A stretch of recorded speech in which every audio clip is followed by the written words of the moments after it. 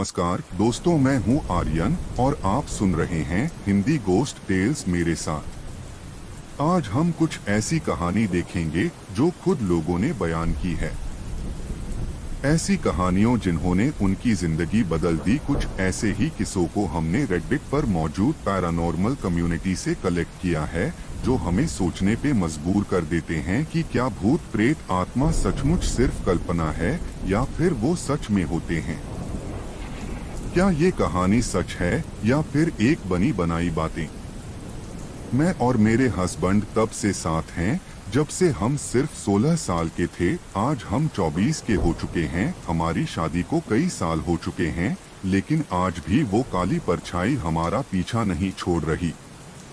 मैं शुरू से बताना चाहूंगी कि सब कुछ कैसे शुरू हुआ। तो 13 साल की उम्र में फादर इन लॉ ने दूसरी शादी कर ली, जिसके बाद घर में स्टेप मॉम आए, लेकिन अकेली नहीं। वो अपने साथ एक अजीब किताब लेकर आई थी जिसका नाम था दी बुक ऑफ डीमंस। यह एक तरह की शैतानी किताब थी। मैं भूत प्रेत पर ज्यादा यकीन नहीं करती, लेकिन यह किताब कुछ अजीब थी। घर में इसके आते हैं कुछ अजीब हद से होने लगे और तब डैड यानी मेरे फादर इन लॉ ने उस किताब को जलाने का फैसला किया, लेकिन किसी को भी आइडिया नहीं था कि यह कदम कितना घातक हो सकता है। जैसे ही हमने फर्नेस में किताब को डालना चाहा, पूरे घर में चीखें गूंज उठी। ऐसा लगा कोई दर्द में कर रहा हो। हमें तो लगा मानो हमारे कानों से खून निकल आएगा। हम सब इस अजीब घटनाओं को भूलना चाहते थे, लेकिन किताब के जलने के बाद भी कुछ न कुछ होता रहा। कभी घर से सामान गायब होता तो कभी ऐसा लगता है मानो कोई ज्ञान शक्ति आसपास मौजूद हो। सबसे ज्यादा डर तो तब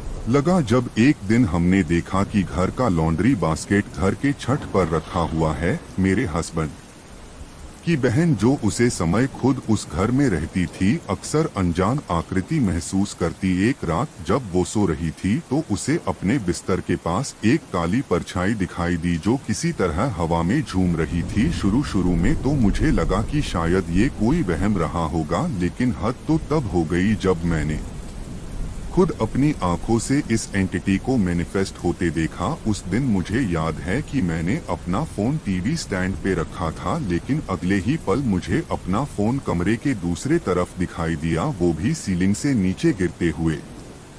2018 में हमने पहले बार अपना घर लिया और तब ऐसा लगा कि इस एंटिटी ने भी हमारे साथ नए घर में प्रवेश कर लिया हो। अजीबोगरीब घटनाएं तो होती ही रहती थी, जैसे खिड़की दरवाजा का अपने आप खुलना, अलमारी की आवाज और कभी किसी के भारी कदम अक्सर सुने देती थी। हमेशा कुछ सामान भी अपनी जगह बदलते रहते थे, ठीक वैसे ही जैसे लॉन्ड्री बास्केट वाले इंसिडेंट में हुआ था। मगर करीब 1 साल बाद जब हमने दोबारा घर चेंज किया, तब कुछ ऐसा हुआ जिसे याद करके मैं आज भी डर जाती हूँ। मुझे याद है कि उस शाम हम दोनों बाहर ड्राइंग रूम में बैठे बात कर रहे थे और पता नहीं कि मुझे कुछ अजीब महसूस हुआ। अपने आंखों के कोनों से मैं किसी परछाई को देख पा रही थी। जो पीछे मुड़ी तो देखती हूँ कि एक लंबी काली परछाई मेरे किचन के ठीक सामने खड़ी थी और हमारी बातें सुन रही थी। उस पल मुझे डर से ज्यादा कुतूहल महसूस हुआ, क्योंकि इतने साल में एक बार भी इस एंटिटी ने खुद को हमारे सामने पेश नहीं किया था। मुझे याद है कि मैं किचन में उसके पीछे गई, लेकिन देखते ही ये आत्मा शख्स, एंटिटी जो भी था, वो दीवारों के पीछे गायब हो गई। मुझे पूरा यकीन है कि ये मेरा कोई भ्रम नहीं था। उस दिन के बाद से ऐसा लगा जैसे पैरानॉर्मल घटना है अचानक से बढ़ गई। हमें ये एंटिटी हमेशा अपने आसपास महसूस होती। कभी रात को कोई मेरे नाइट स्टैंड के पास खड़ा दिखता तो कभी ऐसा लगता कि कोई मुझे छूकर गुजर है। ना जाने कितनी ऐसे रातें हैं जब मुझे ऐसा लगा जैसे मेरे आसपास कोई है, जबकि घर में मैं अकेली होती हूँ। ठीक है, ऐसे ही घटना है मेरे हस्बैंड के साथ भी होती रहती है। कुछ महीने बाद हमारी बेटी का जन्म हुआ और तभी से ये एंटिटी अक्सर उसके कमरे के आसपास होती। रात में बंदरों से 20 दफा उसके रोन की आवाजें सुनाई देती है। कई बार ऐसा लगता है कि हमने उसके कमरे के दरवाजे के खुलना की आवाज सुनी है, लेकिन चेक करने पर वहाँ कोई नहीं मिलता। पिछले साल हमने घर दोबारा बदल लिया। अब इस घटना को भी 1 साल बीत चुका है, क्या बदला है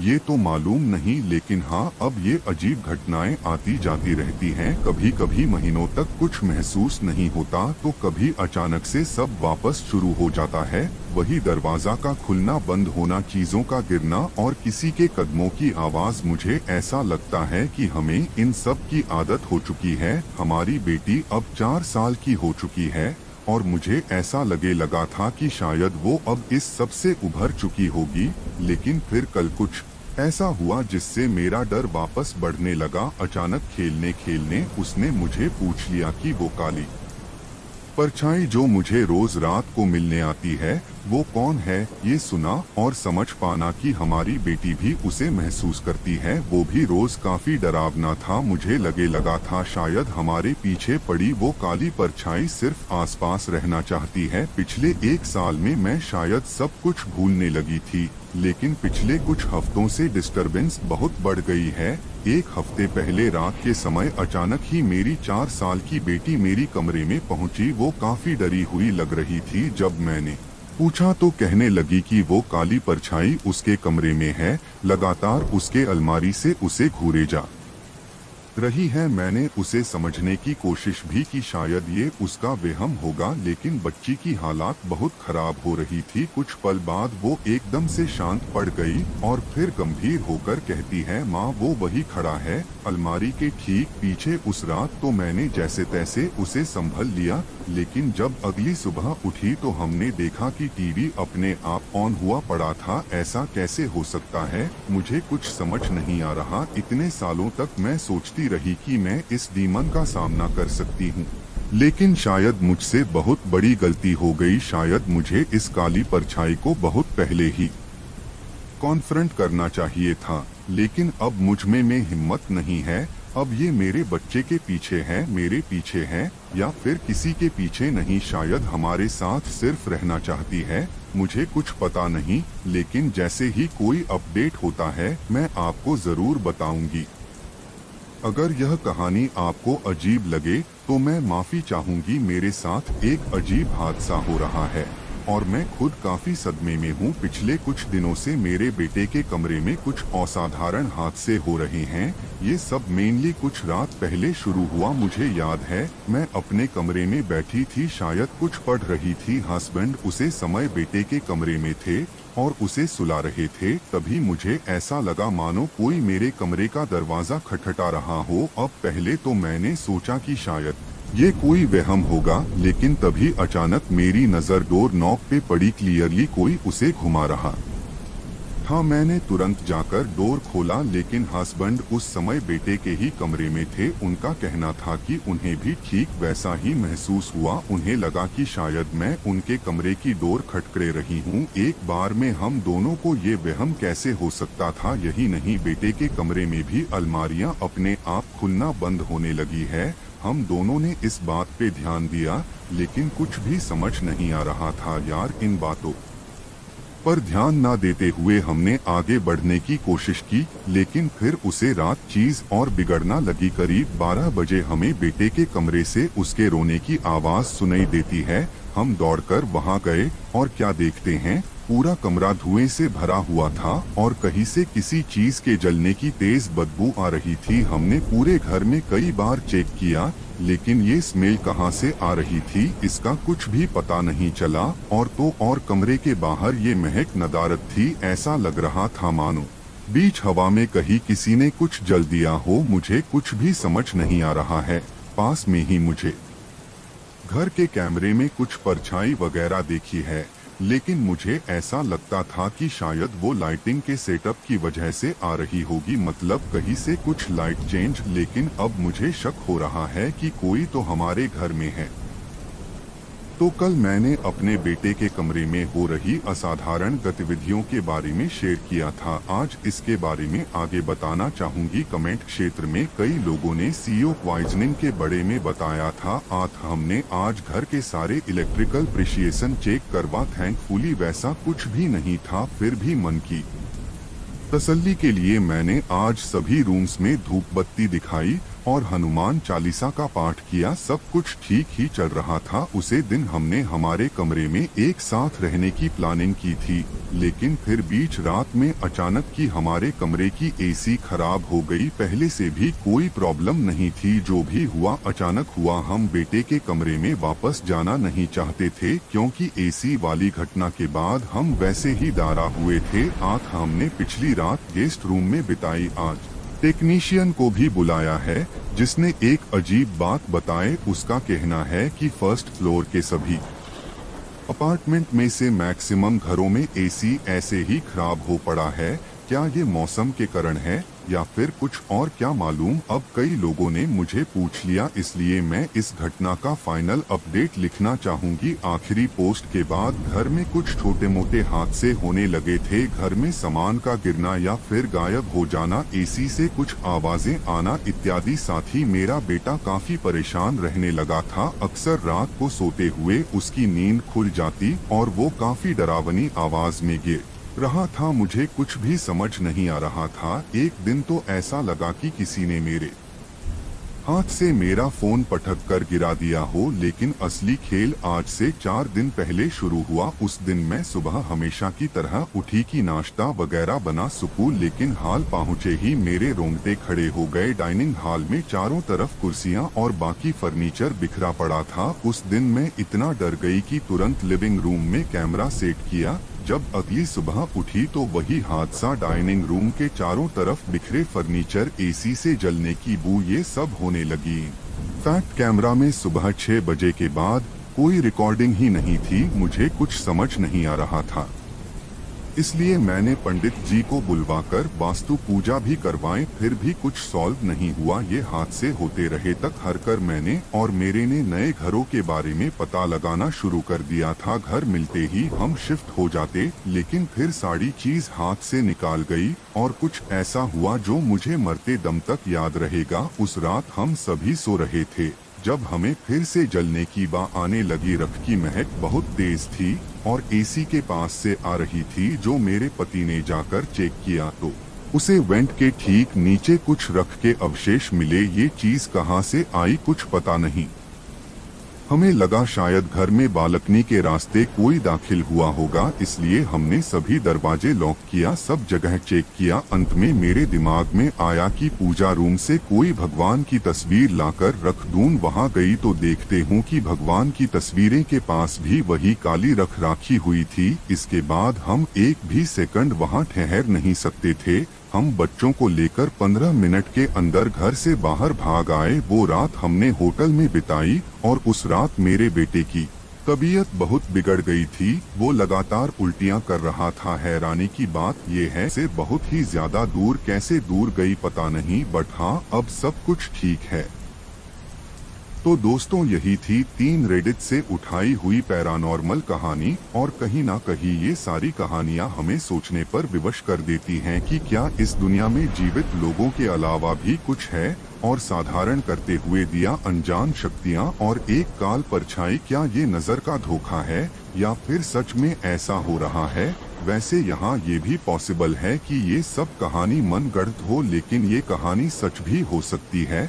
अब एक्चुअल में क्या हुआ था, इस सवाल का जवाब कोई नहीं दे सकता, लेकिन हाँ मैं आप सभी से पूछना चाहूँगा कि आप क्या मानते हैं। कमेंट सेक्शन खुला है, वहाँ जाइए और तीनों कहानियाँ के बारे में मुझे अपनी राय बताइए।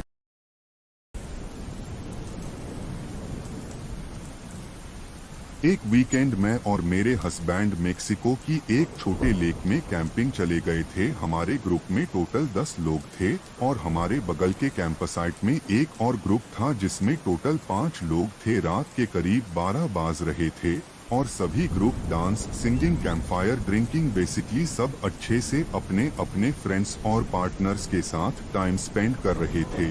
और तभी अचानक से हमें एक छोटी लड़की की आवाज आई जो जोर जोर से मदद के लिए पुकार रही थी। बट सोचने वाली बात यह थी कि किसी भी ग्रुप में कोई भी बच्चा नहीं आया, पर हम सब श्योर द कि हमें किसी की आवाज जरूर आ रही है। इसीलिए हम सब कैंप के आसपास के जंगल में आवाज को फॉलो करते हुए गए।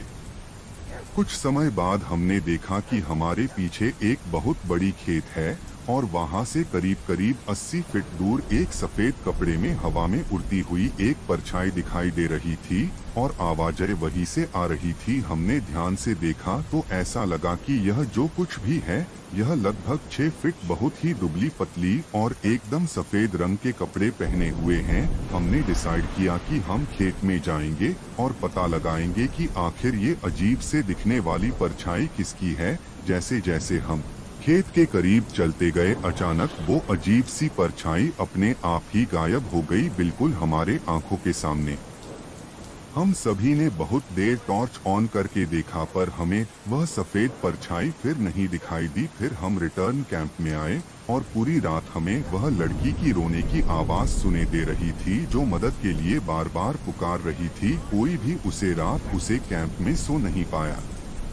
मैं 16 साल का था जब मॉम, मैं और मेरी बड़ी बहन एक लॉन्ग ट्रिप पे गए थे। अपने कार में रात के करीब 11 बज रहे होंगे जब हमें बाथरूम ब्रेक लेना था और अपने कार में पेट्रोल भी भरवाना था। और किस्मत से हमें एक स्टॉप मिला जो 200 किलोमीटर के रेंज में एक ही पेट्रोल पंप था। उस पेट्रोल पंप पर एक वैन था जिसमें बहुत सारे टीनेजर्स रोड ट्रिप पे निकले हुए थे और साथ ही में छोटा सा ग्रे ऑटो कार भी था जो ठीक हमारे सामने पार्क किया गया था। और उसी के बाहर 2 आदमी खड़े थे जो बिल्कुल भी नहीं हिल रहे थे। जब हम उसे रेस्ट ऑफ पर पहुंचे तो पता नहीं एक अजीब सी नेगेटिव सी फीलिंग आ रही थी। मेरी मॉम और बहन पेट्रोल पंप के छोटे से स्टोर के अंदर गए और कार में ही बैठा रहा। तभी मैंने इन टीनेजर्स की बात सुनी कि वह पेट्रोल पंप को ठीक तरह से उपयोग नहीं पा रहे हैं और उन्हें भी बहुत क्रीपी सा फील हो रहा था। इसी वजह से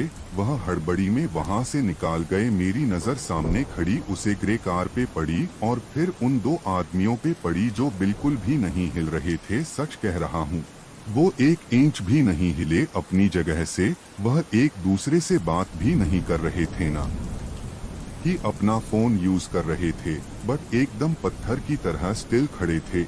फिर अचानक से मेरी मॉम और सिस्टर भागते हुए कार के अंदर आकर बैठ गए और तभी हमने देखा कि वह जो 2 आदमी खड़े थे उनकी मुंडी अपने आप धीरे धीरे पूरे 180 डिग्री में हमारी तरफ मुड़ी और उनकी आंखें बिल्कुल एकदम काली थी और उनका बाकी का पूरा शरीर वैसे के वैसे ही था, बस मंडी पूरी तरह से घूम चुकी थी। यह देखकर हम सभी के होश उड़ गए। मेरी मॉम ने जल्द से जल्द गाड़ी को शुरू किया और हम फट से उसे पेट्रोल पंप स्टॉप से बाहर निकाल के आ गए और मॉम ने तभी तक गाड़ी नहीं रोकी जब तक कि हम कोई सिटी रोड में नहीं पहुंचे। पर सबसे ज्यादा डरावनी बात यह है कि जब मैंने और मेरी बहन ने उस पेट्रोल पंप की स्टॉप को गूगल मैप्स में ढूंढने की कोशिश की तभी हमें मैप्स में ऐसा कोई भी स्टॉप नहीं दिखा रहा था। और जब मेरी मॉम ने लोकल लोगों से पूछा इस पेट्रोल पंप के बारे में तो वह सभी काफी ज्यादा कंफ्यूज दिखाई दिए। कुछ महीनों बाद जब हम फिर से इस रूट में ट्रैवल कर रहे थे तभी हमें कोई भी पेट्रोल पंप का स्टॉप नहीं दिखाई दिया और यह बात हम सभी को काफी ज्यादा क्रीपी लगी। मैं 37 इयर्स का था। मैं अपने कॉलेज की रियूनियन पार्टी में गया था। मैं पासी के एक एयरपोर्ट तक गया और उसके बाद मैंने एक गाड़ी रेंट पे ले ली। करीब 80 किलोमीटर के डिस्टेंस में मेरा कॉलेज था और यहाँ तक पहुँचने के रास्ते में रूरल एरिया ही आता था जो ऑलमोस्ट एबंडेंट आउटर्स की रोड थे जहाँ ज्यादा लोग नहीं आते थे। करीब 7 से 8 किलोमीटर के बाद मुझे एक आदमी दिखाई देता है जो लिफ्ट के लिए उसके हाथ में जो न्यूज़पेपर था उससे इशारा कर रहा था गाड़ी स्लो डाउन करने के लिए। जब मैंने गाड़ी रोकी और वह अंदर आकर बैठा तभी मैंने नोटिस किया कि यह तो मेरा ही क्लासमेट था जिसका नाम जिम था। हमने एक दूसरे को पहचान और फिर बातें करना शुरू की। मैंने उसे 20 साल पहले देखा था और वह अभी भी लगभग वैसे ही था, बस थोड़ा सा एज्ड लग रहा था। हमने लंबी ड्राइव के बाद टाउन में एंटर किया और फिर मैंने उससे पूछा कि वह कॉलेज के यूनियन में हमें ज्वाइन कर पाएगा क्या। उसने मना कर दिया और कहा कि वह बस अपने घर जाना चाहता है। जिनका घर मेरे ग्रैंडपा और ग्रैंड माँ के घर से कुछ ही ब्लॉक था, इसलिए मैं उस डायरेक्शन की ओर चलने लगा। तभी जिम ने मुझे कहा कि मैं उसे बाहरी इलाके खाली मैदान में लेकर जाए। हम जैसे ही उसके बताए हुए जगह पर पहुँचे, वो कार से उतार गया और उसने कहा कि उससे मुझे मिलकर बहुत ज्यादा अच्छा लगा। और फिर मैंने उसे अबैंडन्ड ट्रक की ओर जाते हुए देखा। तभी मुझे मेरे ग्रैंड माँ का कॉल आया और जैसे ही मैंने नजर हटाई और फिर से जिम की तरफ देखा, तब तक वह वहाँ से गायब हो चुका था। मैंने ज्यादा ध्यान नहीं दिया और फिर अपने घर की ओर चल पड़ा। इस शाम को मैं कॉलेज के यूनियन पार्टी में शामिल होने के लिए कॉलेज में गया। वह मैं अपने पुराने दोस्तों से मिला और उनसे यूं ही बातचीत करते हुए मैंने उनको कहा कि मुझे जिम मिला था जब मैं एयरपोर्ट की आउटस्कर्ट्स की एरिया से टाउन की तरफ आ रहा था। यह सुनते ही एकदम से पूरे रूम में सन्नाटा हो गया। तभी मेरी एक फ्रेंड ने मेरी तरफ देखा और कहा, कर सिम तो 8 साल पहले ही एक रोड एक्सीडेंट में मार चुका है। ये सुनकर मुझे बहुत जोर से झटका लगा। मैं सही से सांस भी नहीं ले पा रहा था, इसीलिए मैं बाहर अपने गाड़ी की तरफ गया और फिर अचानक से मुझे पैसेंजर वाले सीट में जिसमें जिम बैठा था, वहाँ एक लोकल न्यूज़पेपर मिला जिसके फ्रंट पेज पे 8 साल पहले की डेट के साथ जिम की लाश की फोटो प्रिंटेड थी। मेरे पास आज भी वो न्यूज़पेपर है। ईयर 2011 रेडिट पर एक अकाउंट बनाया गया और उसका नाम रखा गया A858। सेम नाम से एक सब रेडिट क्रिएट हुआ जिसका नाम भी A858 ही था। हालांकि रेडिट पर डेली बेसिस पे बहुत सारी चीज़ें पोस्ट होती हैं, बहुत सारे मीम्स, बहुत सारी वीडियोस और बहुत सारे आर्टिकल्स। तो अगर आपको ये नहीं पता कि रेडिट क्या है, तो मैं आपको बस इतना बताना चाहूँगा कि रेडिट एक ऐसा प्लेटफॉर्म है जहाँ पे आप अपने अनफिल्टर्ड ओपिनियंस को शेयर कर सकते हो। यहाँ पे कोई एज रिस्ट्रिक्शन नहीं है और आप कुछ भी पोस्ट कर सकते हैं, कुछ भी मतलब कुछ भी, वो चीज़ें भी जो आपको गूगल पे नहीं मिलती। And it can be illegal और क्रीपी और हॉरर एज वेल। तो अब आते हैं अपनी स्टोरी पर। इस अकाउंट के बनने के पहले दिन से ही इसके एडमिन ने बहुत सारी चीज़ें पोस्ट करना शुरू कर दिया। बहुत सारी चीज़ें in the sense number of combinations, कुछ ऐसे नंबर्स जो शायद आपको कभी समझ नहीं आएंगे और ना ही किसी को आए, क्योंकि यहीं से इस मिस्ट्री की शुरुआत हुई। इसके यूज़र ने 1 साल तक रैंडम नंबर्स के कॉम्बिनेशन पोस्ट की। 1 साल बाद इसके किए हुए पोस्ट वायरल हुए और वो उन लोगों तक पहुँचे जो लोग इस चीज़ में इंटरेस्टेड थे। हालांकि स्टार्टिंग में सबको ये एक मजाक लगा, लेकिन जब लोगों ने इस पर फोकस किया तो उन्हें पता चला कि इन सभी नंबर्स के पीछे एक कोड है और उस कोड को डिकोड करने पे या तो हमें कोई इन्फॉर्मेशन या कोई सीक्रेट मैसेज मिलेगा। वो क्या था? इसी क्यूरियोसिटी ने team of computer science students, code breakers और यहाँ तक कि बहुत सारे रेडिटर्स को इसकी मिस्ट्री सॉल्व करने के पीछे लगा दिया। हालांकि ये उन सब का खुद का इंटरेस्ट था। जब बहुत सारे लोग इन सभी कोड्स को डिकोड करने लगे तो उन्होंने एक दूसरा सब रेडिट क्रिएट किया जिसका नाम था r/solving A858। ये एक ऐसा सब रेडिट था जिसका काम था A858 एक्चुअल रेडिट के सभी न्यूमेरिकल्स नंबर को सॉल्व करना। वो एक पज़ल की तरह थे। लोग इसके पीछे लग गए। हालांकि काफ़ी वक्त तक इन सभी कोड्स को डिकोड करने का ट्राई करने के बाद कई लोगों ने तो ये कहा कि ये शायद एक मजाक है। हालांकि इंटरनेट पे डेली ऐसे मजाक होते रहते, लेकिन फिर भी कुछ लोगों को डाउट था, और जिनको डाउट था वो इसके पीछे हाथ धो के पड़ गए। वो इसे सॉल्व करना चाहते थे, इन सभी नंबर्स को, कि आखिर इसके पीछे क्या छुपा है और इसमें क्या है जो कितना खतरनाक हो सकता है। हज़ारों नंबर ऑफ कॉम्बिनेशंस को सॉल्व करने के बाद फाइनली रेडिटर्स ने कुछ को सॉल्व कर लिया, लेकिन जितना आसान इसका जवाब निकला उतने ही मुश्किल इसने और भी क्वेश्चंस क्रिएट किए। एक पज़ल को जब सॉल्व किया गया तो उसके पीछे का जो आंसर था वो था थैंक यू मैसेज। जी हाँ दोस्तों, जब एक कोड को ब्रेक किया गया तो पता चला कि ये एक थैंक यू मैसेज है जो रेडिटर के ओनर यानी कि A858 के ओनर को किसी ने गोल्ड गिफ्ट किया है। तो अगर आपको नहीं पता गोल्ड क्या होता है तो रेडिट्स पे आप रिवॉर्ड गिफ्ट कर सकते हो लोगों को। ये सेम ऐसा ही है जैसे इंस्टाग्राम पे गिफ्ट करना या यूट्यूब पे सुपर चैट देना। तो ऐसे ही आप रेडिट पे गोल्ड गिफ्ट करते हो। तो ये एक सिंपल मैसेज था जिसमें ये लिखा हुआ था कि thank you for the gold. पर इस मैसेज के साथ और सवाल खड़े हुए। लोग सालों तक A858 के थ्रू जितनी भी पोस्टिंग हुई थी उन सभी को डिकोड करने में लगे रहे, पर किसी को कुछ हाथ नहीं आया। ऐसा 2011 से 2014 तक चलता रहा, लेकिन 2015 में कुछ ऐसा हुआ जिसने सभी r/solving A858 सब रेडिट पे अवेलेबल लोगों के होश उड़ा दिए। जी हाँ, A858 सब रेडिट पर उसके क्रिएटर ने एक नया कोड पोस्ट किया। हालांकि ये कोई नई बात नहीं थी, पिछले 4 सालों से वो डेली एक नई स्क्रिप्ट या नया कोड पोस्ट करता था, पर इस बार वो कोड थोड़ा सा अलग था। जब r/solving A858 के सभी लोगों ने मिलके उस एक्चुअल कोड को डिकोड किया तो वो हैरान रह गए, क्योंकि इस बार A858 सबरेडिट के ऑनर ने जो पोस्टिंग करी थी उसमें उसने आस्क मी एनीथिंग लिखा था। जैसे ही लोगों को इसके बारे में पता चला वो एकदम से एक्साइटेड हो गए थे A858 से बात करने के लिए, क्योंकि ये पहली बार था कि कोई A858 के क्रिएटर से बात कर पाए। r/solving A858 के सभी लोगों ने इस बार कुछ सवाल तैयार किए जिसको उन्होंने कोड में इनक्रप्ट किया एंड उसके बाद उन्होंने क्रिएटर जो A85 का रियल एडमिन था उससे बात करना शुरू किया। तो लोगों ने उससे पहला सवाल ये पूछा कि तुम इतने दिनों से कहाँ थे। तो उसने बोला कि वो एक सीक्रेट प्रोजेक्ट पे वर्क कर रहा है जिसकी वजह से वो गायब था। हालांकि ये कुछ अजीब सा था, तो लोगों ने उससे और सवाल पूछे, जिसमें एक सवाल में उन्होंने इससे पूछा कि तुम ये कब तक करते रहोगे। तो रियल ऑनर यानी कि जो A858 सब रेडिट का ऑनर था उसने जवाब दिया कि मैं एक प्रोजेक्ट पे काम कर रहा हूँ और जब तक मेरा पर्पस पूरा नहीं हो जाता या ये प्रोजेक्ट कंप्लीट नहीं हो जाता मैं तब तक डेली ऐसे ही रैंडम न्यूमेरिकल्स नंबर पोस्ट करता रहूँगा। हालांकि आस्क मी एनीथिंग के बाद लोगों का इंटरेस्ट इसमें और ज़्यादा आया। अब लोग ज़्यादा मात्रा में एक्चुअल एडमिन के कोड्स को सॉल्व करने लगे, जो काफ़ी नई बात थी, क्योंकि 2016 में कुछ न्यूज़पेपर्स ने भी इस रेडिट को कवर किया, जिसके बाद A858 सब रेडिट बहुत ज़्यादा पॉपुलर हो गया।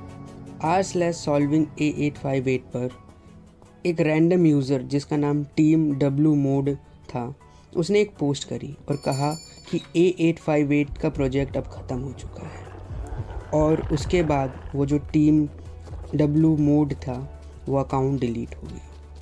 ये समझ नहीं आया किसी को भी, लेकिन इससे एक बात तो पता चल गई कि ये प्रोजेक्ट जिसके ऊपर ये वर्क कर रहे थे A858 अब वो ख़त्म हो चुका है, यानी कि उसका पर्पस पूरा हो गया है। तब A858 के ओनर ने पोस्टिंग करना बंद कर दिया और लोगों को उसके सवालों के जवाब मिलना बंद हो गए, तो ये मिस्ट्री अधूरी रह गई। पर कुछ वक्त बाद कुछ ऐसा हुआ जिसने इस मिस्ट्री को दोबारा से शुरू कर दिया। कुछ सालों बाद r/solving A858 पर एक पोस्ट करी गई। ये पोस्ट u/Atherd ने करी थी। उस पोस्ट में ये लिखा गया था कि u/Atherd एक डिटेक्टिव है और उसने A858 के रियल क्रिएटर से बात करी, जहाँ पे कुछ नए राज और सामने आए, जिसमें ये लिखा गया था कि A858 का क्रिएटर एक कंपनी के लिए काम करता है, जिस कंपनी ने उसे पैसे दिए थे कि तुम्हें ये तब तक करना है जब तक ये प्रोजेक्ट पूरा ना हो जाए, और उसने वैसा ही किया। पर कुछ वक्त बाद कंपनी ने उसे फंडिंग देना बंद कर दी और A858 के क्रिएटर ने उन कोड्स को पोस्ट करना बंद कर दिया, जिसके बाद वो अकाउंट डिलीट हो गया। और डिटेक्टिव ने यह भी कहा कि वो कंपनी के और क्रिएटर के रिगार्डिंग कोई आइडेंटिटी रिवील नहीं कर सकता, क्योंकि ये बहुत ज़्यादा ही सीक्रेट है और ये कुछ ऐसा है जो शायद दुनिया को ना पता हो तो ज़्यादा बेहतर है। और इसी के साथ एट द एंड क्रिएटर ने पोस्ट करना बंद कर दिया, कंपनी से उसे पैसे मिलना बंद हो गए और वो रेडिट अकाउंट हमेशा के लिए डिलीट हो गए। और अगर बात करें आज की, तो आज के टाइम पे ये अकाउंट रेडिट पे अवेलेबल नहीं है, लेकिन r/solving A858 आज भी अवेलेबल है, जिसमें लोग आज भी उस कोड को डिकोड करने में लगे हैं और उसके रिगार्डिंग बातें करते हैं। तो आप जाके ज़रूर देख सकते हैं। होप सो आपको ये वीडियो पसंद आई होगी। हालांकि इसके रिगार्डिंग बहुत सारी और भी मिस्ट्रीज़ हैं जो मैं किसी और वीडियो में कवर करूँगा, पर इस वीडियो में इतना ही। पसंद आए तो शेयर करना, ना पसंद आए तो प्लीज़ जो आपका दिल करे। हाउएवर ये हमारी इस सीरीज़ का पहला पार्ट है। आज की हमारी पहली रेडिट वीडियो फैंटम नाम के एक रेडिटर ने काफ़ी पहले शेयर करी थी एंड जो वीडियो उन्होंने शेयर करी थी वो इनके न्यू कार गैरेज के गोडाउन की थी, जहां पर इन्होंने मोस्टली अनयूजेबल एंड मोस्टली कबाड़ टाइप आइटम्स को जो है स्टोर करके रखा हुआ था। एंड इस वीडियो की थोड़ी बहुत बैक स्टोरी देते हुए उन्होंने ये बताया था कि ऑलमोस्ट एक डेकेड हो गया है अपने मैकेनिक वाले प्रोफेशन में एंड जो चीज़ उन्होंने अपने खुद के गैरेज के अंदर एक्सपीरियंस करी थी वो उन्होंने कहीं पर भी नहीं देखी थी, कहीं पर भी काम करते वक्त उन्होंने नहीं एक्सपीरियंस करी हुई थी। इन्होंने रिसेंटली अपना खुद का एक रिपेयर गैरेज खोला था एंड जो गैरेज इन्होंने खोला था वो उन्होंने अपने खुद के ग्रैंड पेरेंट्स के घर को कन्वर्ट करके बनाया हुआ था। उनके ग्रैंड पेरेंट्स वैसे भी अब इस दुनिया में नहीं थे एंड उनको अपना खुद का काम करना ही था, that's why he went for that place. But उनको बिल्कुल भी ये आइडिया नहीं था कि उनके ग्रैंड पेरेंट्स के घर में इतनी ज़्यादा वियर्ड चीज़ें होती हुई आ रही हैं, वो भी स्पेशली तब जब उनकी सिर्फ पहली ही नाइट थी उनके रिपेयर गैरेज की। ये एक सीसीटीवी फुटेज है उनके उसी एरिया की एंड जो चीज़ इस फुटेज के अंदर कैप्चर हुई है वो सच में बहुत ज़्यादा क्रीपी है।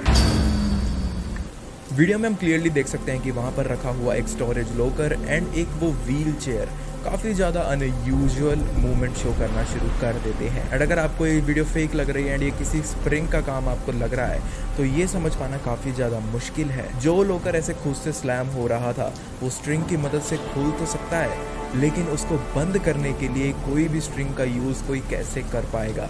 एंड अगर कोई स्ट्रिंग नहीं भी थी तो मुझे नहीं लगता कि उस स्टोरेज लॉकर के अंदर किसी ने एक पर्सन बिठाया होगा इस चीज़ को फेक करने के लिए। एंड अगर कोई वहाँ पर होता भी तो आराम से दिख जाता इस वीडियो के अंदर भी। एंड वैसे भी वो काफ़ी ज़्यादा तेज स्लैम हो रहा था एंड मुझे नहीं लगता कि वो एक स्ट्रिम की मदद से पॉसिबल है। इवन जो व्हील चेयर थी वो एक स्टेबल मोशन में इधर उधर नहीं जा रही थी, वो ऐसे मूव कर रही थी जैसे उसके ऊपर बैठ कर कोई उसे ऑपरेट करने की कोशिश कर रहा था। वैसे भी इस रेडिटर ने जब अपनी इस वीडियो का लिंक शेयर किया था 2007-8 के टाइम पर, तब इन सारी वीडियोस की कोई ऐसे खास डिमांड नहीं हुआ करती थी, तो इनको वैसे भी इसको फेक करने के बावजूद भी कोई वैल्यूएबल बेनिफिट नहीं मिला होगा। एंड वैसे भी एक मैकेनिक तो काफ़ी ज़्यादा बिजी प्रोफेशन होता है तो वो अपना टाइम जरूर इन चीज़ों में वेस्ट नहीं करेंगे। जहाँ तक मुझे लगता है कि इस रेडिटर के ग्रैंड पेरेंट्स ने इनको तो हमेशा के लिए छोड़ दिया था, लेकिन इस दुनिया को अभी तक वो नहीं छोड़ पाए थे। लेकिन आप अपने थॉट्स भी जरूर शेयर करना।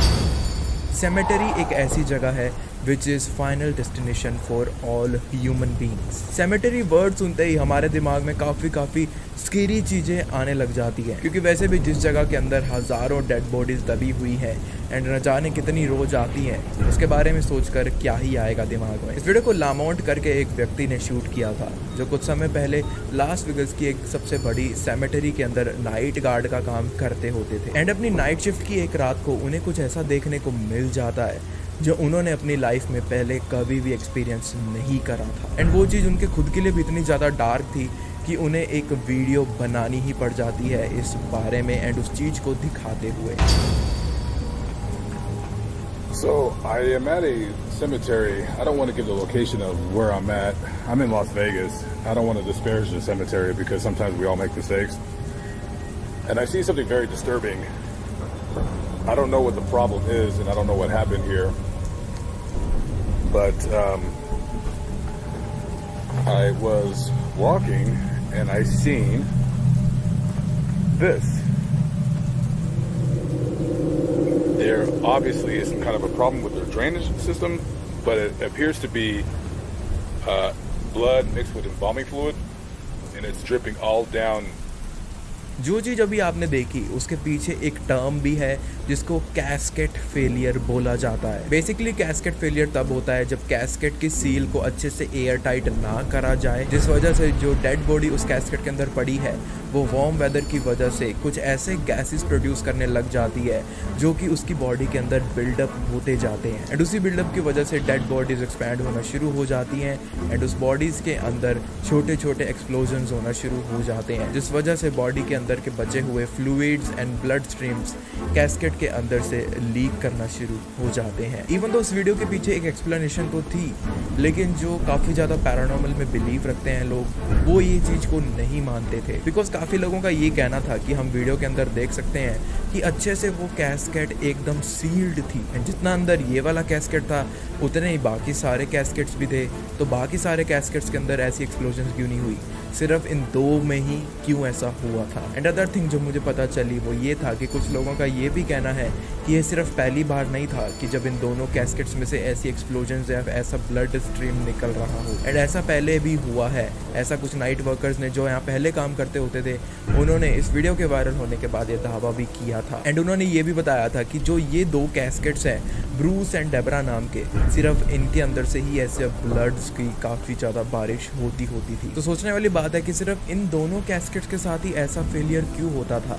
बाकी कैस्केट्स के लिए भी तो सिर्फ उतनी ही गर्मी है, बाकी डेड बॉडीज़ के लिए भी तो उतनी ही एयर टाइट सील्ड यूज़ करी गई है। तो अगर मैनेजमेंट के हिसाब से कोई प्रॉब्लम नहीं थी तो काफ़ी सारे लोग ये मानने लग गए थे कि उन दोनों डेड बॉडीज़ के पीछे ज़रूर कोई कर्स छुपा होगा। एंड कुछ लोग तो ये भी मानते हैं कि शायद वो डेड बॉडीज़ डेड हैं ही नहीं, they are looking down for a way to come back. But आप क्या सोचते हो, was it a disturbing accident और was those dead bodies was cursed forever?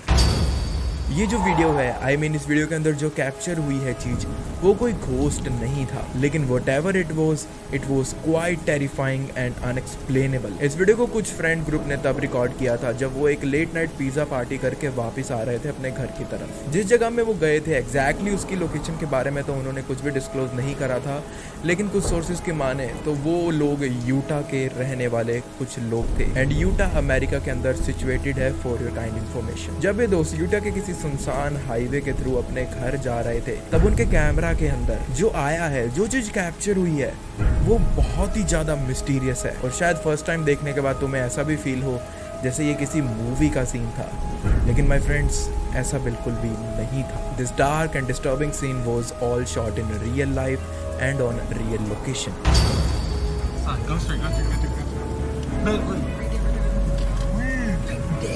Go straight. Go straight. Go in a minute. What?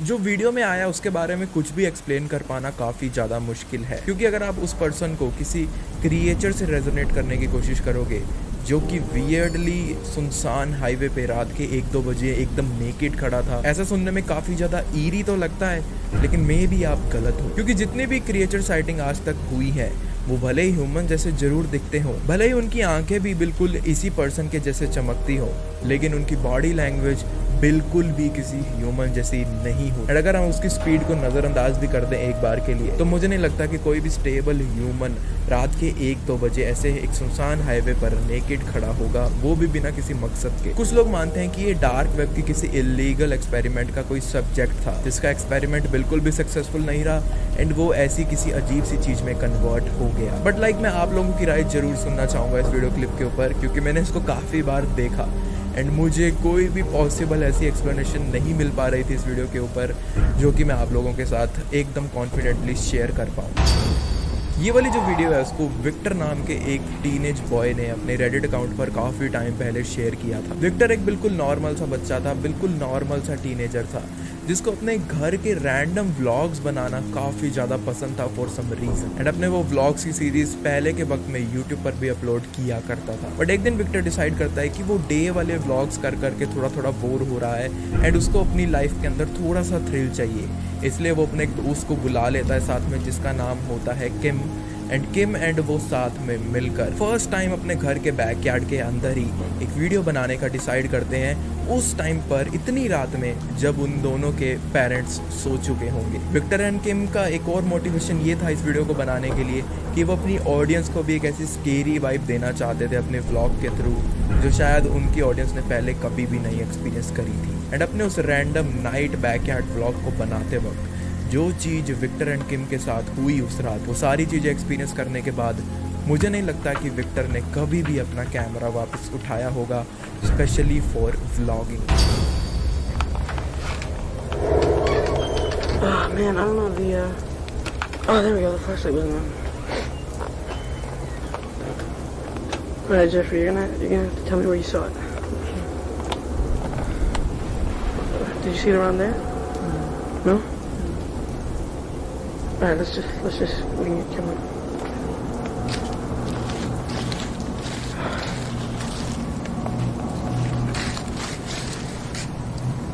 Oh, that's my flashlight. Jesus Christ, I was like freaked out.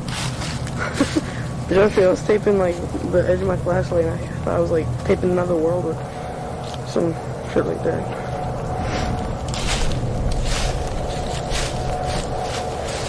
Alright. Where did you see it? Okay, you say...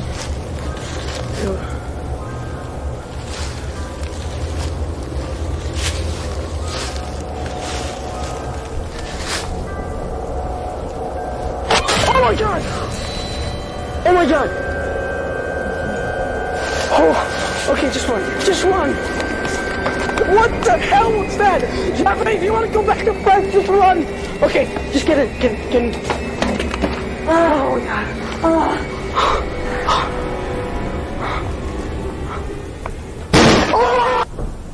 कुछ देर तक उस जगह में टहलते टहलते अचानक Victor and किम के सामने वो नोटिस करते हैं कि कोई भारी भरकम चीज आकर नीचे गिर गई है, जिसकी वजह से एक स्लैम साउंड प्रोड्यूस होती है उनके आसपास में। वो चीज क्या थी, वो कोई ऑब्जेक्ट था या फिर कुछ और, ये चीज हमें अच्छे से पता नहीं चलती क्योंकि वीडियो काफी ज्यादा शेकी हो जाती है उस मोमेंट पर श्योरली उस चीज ने उन दोनों को बहुत ज्यादा स्केयर जरूर कर दिया था। वो दोनों सीन को एक्सपीरियंस करने के बाद भागकर अपने बैकयार्ड के शेड में जाकर छुप गए। बट वीडियो देखने पर भी ऐसा नहीं लग रहा था कि वो शेड में छुपने के बाद भी वो दोनों टीनेजर्स उस अनजान चीज से सेफ थे जो उनके पीछे उस रात अचानक पड़ गई थी। विक्टर तो श्योरली आज भी यही मानते हैं कि वो उनके साथ उस रात में जरूर कोई पैरानॉर्मल या घोस्टली एक्टिविटी हुई थी एंड किसी स्पिरिट या घोस्ट का ही काम था उस सीन के पीछे जो उस रात उनको एक्सपीरियंस करना पड़ गया था। लेकिन आपको क्या लगता है, क्या सच में किसी स्पिरिट या घोस्ट या डीमन जैसी चीज ने उनकी उस रात को नाइटमेयर में बदल दिया था, या फिर इसकी एक्सप्लेनेशन मच सिंपलर है?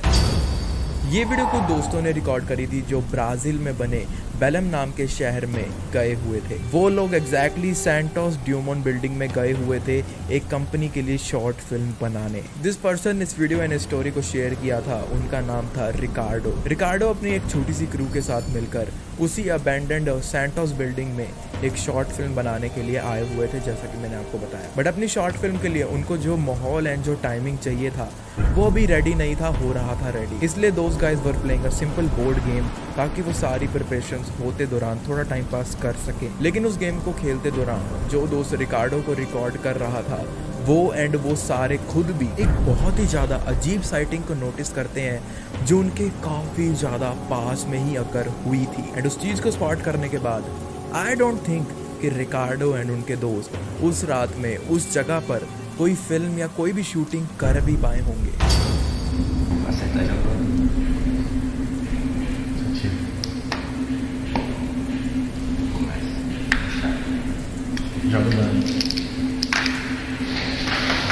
É, pá, tu viu essa parada aí? Que barulho que é esse? É, pá. Vamos lá ver, vamos lá. Tu viu isso? Peraí, vamos mostrar lá, peraí. É, pá, tu viu? Peraí, que tem nada aqui, doido. Bora lá, muito. Calma. Cuidado. Depois daqui atrás. Cadê? Não tá, doido? Cadê? Que porra foi essa, mano? Não sei, mano. Papá. Deve estar aqui, mano. Ah, sumiu, cara. Caralho, bora subir.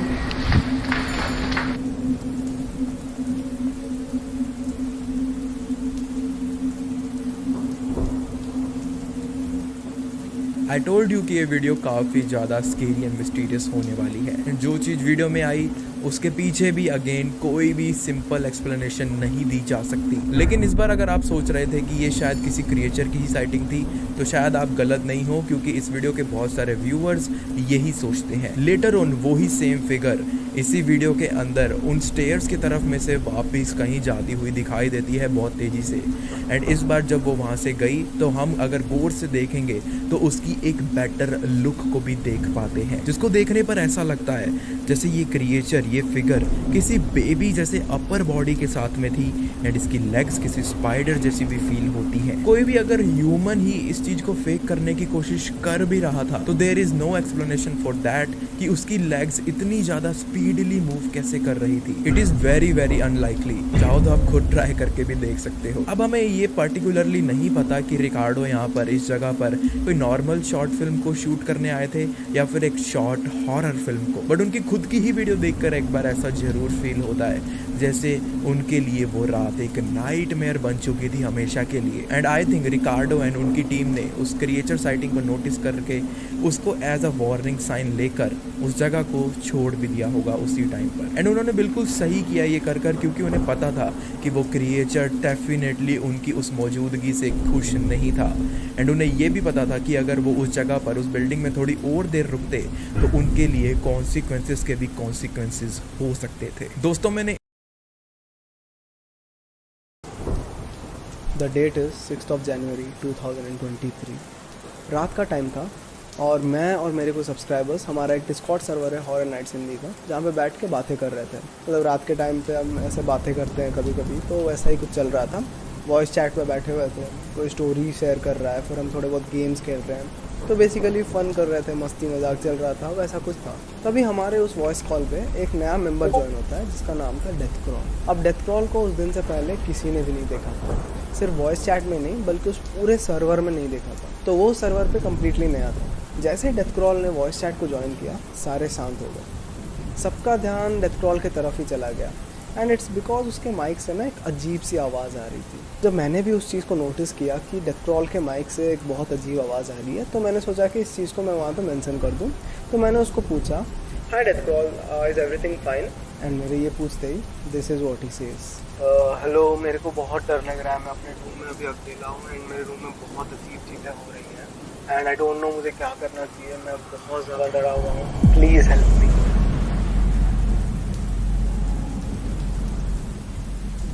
जैसे कि मैंने तुम लोगों को बताया, death crawl was completely new to the server. हम लोग जानते भी नहीं थे कि वो कौन है and we are not sure कि आखिर उसके साथ क्या हो रहा है वहाँ पे। तो सबसे पहले तो हमने उसको शांत किया बिकॉज वो बहुत ज़्यादा डरा हुआ था। हमने उसे थोड़ा बहुत समझाया कि हम सब यहाँ पर है, उसको कुछ नहीं होगा, तो वो शांति से बैठ जाए 1 मिनट। एंड जब वो शांत हुआ थोड़ा सा, तब हमने उसको पूछा कि आखिर वो कौन है, क्या हो रहा है उसके साथ, हमें अपनी पूरी कहानी बताया। And that's when death crawl हमारे साथ अपनी पूरी बैक स्टोरी शेयर करता है। डेथ क्रॉल और उसकी पूरी फैमिली बिहार के एक सिटी में रहती थी। डेथ क्रॉल के सोसाइटी में उनका 2 फ्लोर्स वाला एक घर था। नीचे का फ्लोर था जहाँ पे वो लोग रहते थे एंड जो ऊपर का फ्लोर था वो कम्प्लीटली खाली था, जो वो लोग यूजुअली रेंट पे देते थे। 27-28 साल का एक आदमी एक दिन उनके घर पे आकर के उनसे पूछता है कि क्या उनके घर में उसको रेंट मिल सकता है। अब डेथ क्रॉल के फैमिली वालों ने उससे बात करके ये बताया कि उनका घर तो खाली है लेकिन वो बैचलर्स को घर नहीं देते, वो यूजुअली फैमिलीज़ को या फिर मैरिड कपल्स को ही देते हैं। तुरंत उस आदमी ने बोला कि हाँ वो मैरिड है और वो अपने वाइफ के साथ वहाँ पे रहेगा। और ये बोलते ही डेथ क्रॉल की फैमिली ने उन्हें वहाँ पे रहने के लिए हाँ कह दिया। डेथ क्रॉल का कहना था कि जब उसने उस आदमी को पहली बार देखा था, उसी टाइम से वो आदमी उसको थोड़ा बहुत अजीब लगता था। है ना, ये थोड़ा सा जजमेंटल साउंड कर रहा है, बट एक होती है ना कि एक फर्स्ट इंप्रेशन। तो उस आदमी का वो जो फर्स्ट वाइब था वो थोड़ा सा वियर्ड था फॉर सम रीज़न, बट धीरे धीरे विद टाइम डेथ क्रॉल को उस आदमी का बिहेवियर और भी ज़्यादा वियर्ड लगने लगा था। उस आदमी ने उन घर वालों को बोल रखा था कि वो एक बैंक एम्प्लॉई है, वो बैंक में काम करता है, बट उसके डेली रूटीन को देख के ऐसा लगता नहीं था बिकॉज वो बहुत लेट रात को घर में आता था एंड सुबह भी बहुत देर से उठ करके घर से वो निकल के जाता था। तो यूजुअली एक बैंक एम्प्लॉय का ऐसा रूटीन तो होता नहीं था। इस वजह से डेथ क्रॉल को वो आदमी और भी ज़्यादा वियर्ड लगने लगा था। जिस दिन उस आदमी ने आके रेंट के बारे में बात किया था, वो उसके तुरंत बाद ही वहाँ पे शिफ्ट हो गया था, बट उसने अपने वाइफ को तभी नहीं लाया था। उस आदमी को वहाँ पे रहे हुए कुछ दिन हो गए थे और डेथ क्रॉल के फैमिली ने इस चीज़ को नोटिस किया कि ये तो यहाँ पे अकेले ही रह रहा है। तो उन लोगों ने डिसाइड किया कि एटलीस्ट जाकर उसको एक बार पूछ लें। एंड उन्होंने जब जाकर उससे पूछा कि क्या वो अपने वाइफ को लाने वाला है या नहीं, क्योंकि वो एक बैचलर की तरह ही अकेले रहने लगा है, तो कहीं उसने झूठ तो नहीं बोला था। तो तब उसने कंफर्म किया कि नहीं मेरी वाइफ का कुछ काम चल रहा था गांव में, सो वो नहीं आ पाई थी, उसको मैं बहुत जल्द लाने वाला हूँ। सो थोड़े दिनों में पता चलता है कि वो आदमी झूठ नहीं बोल रहा था, वो एक्चुअली मैरिड था एंड उसने अपने वाइफ को भी अपने साथ ला लिया। सो अब डेथ क्रॉल के घर में उस ऊपर के फ्लोर पे वो हस्बैंड और वाइफ दोनों मिलकर रहने लगे। उस वाइफ के आने के बाद उनको वहाँ पे मिलकर रहे हुए बस 2 ही दिन हुए थे कि चीज़ें वहाँ पे थोड़ी सी स्पाइस अप होने लगी थी। जो उनका घर था, उनके घर से सबको आवाज़ें सुनाई देने लगी थी, चीज़ों के गिरने की आवाज़ें, कांच टूटने की आवाज़ एंड फिर कभी कभार झगड़े की आवाज़, कभी कभार चिल्लाने की आवाज़। कई बार तो ऐसा होता था कि वो वाइफ काफ़ी ज़ोर ज़ोर से चीखने लगती थी। तो सोसाइटी में लोगों को ये चीज़ क्लियर हो गई थी कि ये दोनों घर पे बहुत ज़्यादा झगड़ा करते हैं। ये चीज़ कुछ दिनों तो कंटिन्यू हुआ। डेथ क्रॉल के फैमिली को भी काफ़ी क्लियरली पता चल रहा था कि उनके ऊपर के फ्लोर में काफ़ी ज़्यादा चीज़ों के गिरने की आवाज़ आ रही है, काफ़ी ज़ोर से झगड़ते हैं वो दोनों।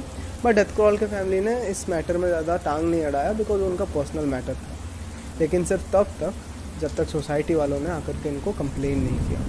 सोसाइटी वालों ने बोला कि रात के टाइम पे भी ये लोग झगड़ते हैं, पूरे सोसाइटी में डिस्टर्बेंस होता है एंड ऑल। एंड तब डेथ क्रॉल के फैमिली ने डिसाइड किया कि शायद उन्हें अभी जाके उन्हें समझाना चाहिए एंड बात करना चाहिए बिकॉज बाकी लोगों को बहुत डिस्टर्ब हो रहा है। तो जब उस मोमेंट पे वो लोग उसको समझा रहे थे तब डेथ क्रॉल ने उस वाइफ को नोटिस किया कि उसके हाथों में एंड उसके फेस पर अलग अलग जगह पे ब्रूजेस हैं एंड मार्क्स हैं, एज इफ उसको बहुत ही बेरहमी से पीटा गया और मारा गया। बट सिंस ही उनका बहुत ज़्यादा पर्सनल मैटर था एंड वो खुल के इस बारे में बात नहीं कर रहे थे, तो इन लोगों ने उस बारे में ज़्यादा कुछ किया नहीं। उन्होंने बस नोटिस किया उसको, बट ज़्यादा कुछ ना बोले, बस अच्छे से समझा के एंड मना करके झगड़ने से वो लोग वापस आ गए थे। उनको समझाने के बाद अगले 1-2 दिन तक वो फिर से शांत रहे, सब कुछ ठीक था। बट देन फिर उनका झगड़ा स्टार्ट हो गया। वो लोग रात के टाइम पे झगड़ते थे। इस बार चीज़ें और भी ज़्यादा इधर उधर फेंक कर बहुत ज़्यादा आवाज़ें आती थी एंड कभी कभार वो लड़की इस बार बहुत ज़ोर ज़ोर से चीखने लगी थी, काफ़ी ज़्यादा ब्रूटली। डेथ क्रॉल की फैमिली ने सोचा था कि अगले दिन जाके वो फिर से उनको समझा के आ जाएंगे और इस बार एक स्ट्रिक्ट वार्निंग देंगे। बट इससे पहले कि डेथ क्रॉल की फैमिली वहाँ जाती, उनकी जो वाइफ थी वो खुद इनके घर में आ गई और वो बहुत ज़्यादा रो रही थी। उस वक्त वो आदमी घर पर नहीं था। उस मोमेंट पे उस वाइफ ने सब कुछ रिवील किया। वो रोते रोते ये बोलने लगी कि वो जो आदमी है वो बहुत बुरा है, उसका हस्बैंड उसको रोज़ मारता है एंड टॉर्चर भी करता है, उसको टॉर्चर करके उसको चिल्लाते देख के प्लेजर मिलता है एंड वो कभी कभार उसको सेक्सुअली हरास भी करता है एंड उसने उसका फ़ोन भी तोड़ दिया है। तो उस वाइफ ने उन लोगों को एक फ़ोन मांगा ताकि वो अपने घर पे कॉल लगा सके। तब उस वाइफ ने अपने मॉम को कॉल लगाया एंड बताया सब कुछ, और उस लड़की के जो फैमिली वाले थे वो बहुत ज़्यादा सपोर्टिव थे।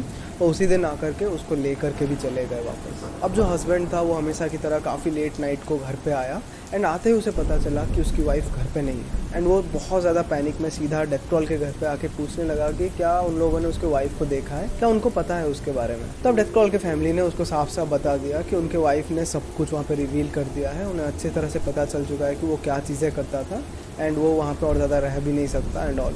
तब वो आदमी वहाँ पे रोने लग गया। पता नहीं वो एक्टिंग कर रहा था वो या सच बोल रहा था, पर वो वहाँ पे रोने लगा। उसने रोना स्टार्ट कर दिया एंड बोलने लगा कि वो सब झूठ था। इनफैक्ट उसने ये भी बोला कि मैं वापस जाके अपने वाइफ को लेकर आऊँगा और उसको सब कुछ समझा दूंगा, तो मुझे थोड़ा टाइम दो, और ऐसा बोल के वो वहाँ से निकल के चला गया। बट उस आदमी के लिए, उस हस्बैंड के लिए एक बहुत बड़ी प्रॉब्लम आ गया आने वाली, बिकॉज जो लड़की वाले थे वो थोड़ा बहुत पॉलिटिक्स में थे एंड तुम्हें तो पता ही होगा पॉलिटिक्स में रहने वाले लोग थोड़े पावरफुल होते हैं। तो उन्होंने अपना पावर का इस्तेमाल करके शायद उस लड़के को डराया होगा या फिर धमकाया होगा। तो उस लड़के ने क्या किया कि वो बहुत ज़्यादा तो डर गया था इस सिचुएशन से, तो वो थोड़ा बहुत अंडरग्राउंड होने का उसने ट्राई किया। वो गायब हो गया, सबसे छुपने लगा एंड छुप के कहीं पर रहने लगा। सो ये तो इस पूरे कहानी की एक बैक स्टोरी जैसी थी जो तुम्हें बताना बहुत ज़्यादा इंपॉर्टेंट था, क्योंकि अभी आगे जो कहानी आने वाली है वो इसी के बाद होने लगा था डेथ क्रॉल के घर पे। सो अभी डेथ क्रॉल के घर का जो ऊपर का फ्लोर था वहाँ पे इन्वेस्टिगेशन वगैरह चल रहा था। इसी वजह से उन्होंने उस फ्लोर को कम्प्लीटली बंद करके रखा था, वहाँ पे कोई जाता नहीं था एंड उसको बिल्कुल भी छुआ नहीं गया था। वो जैसा था उसको वैसे ही छोड़ दिया गया था। तो that floor was closed end completely empty.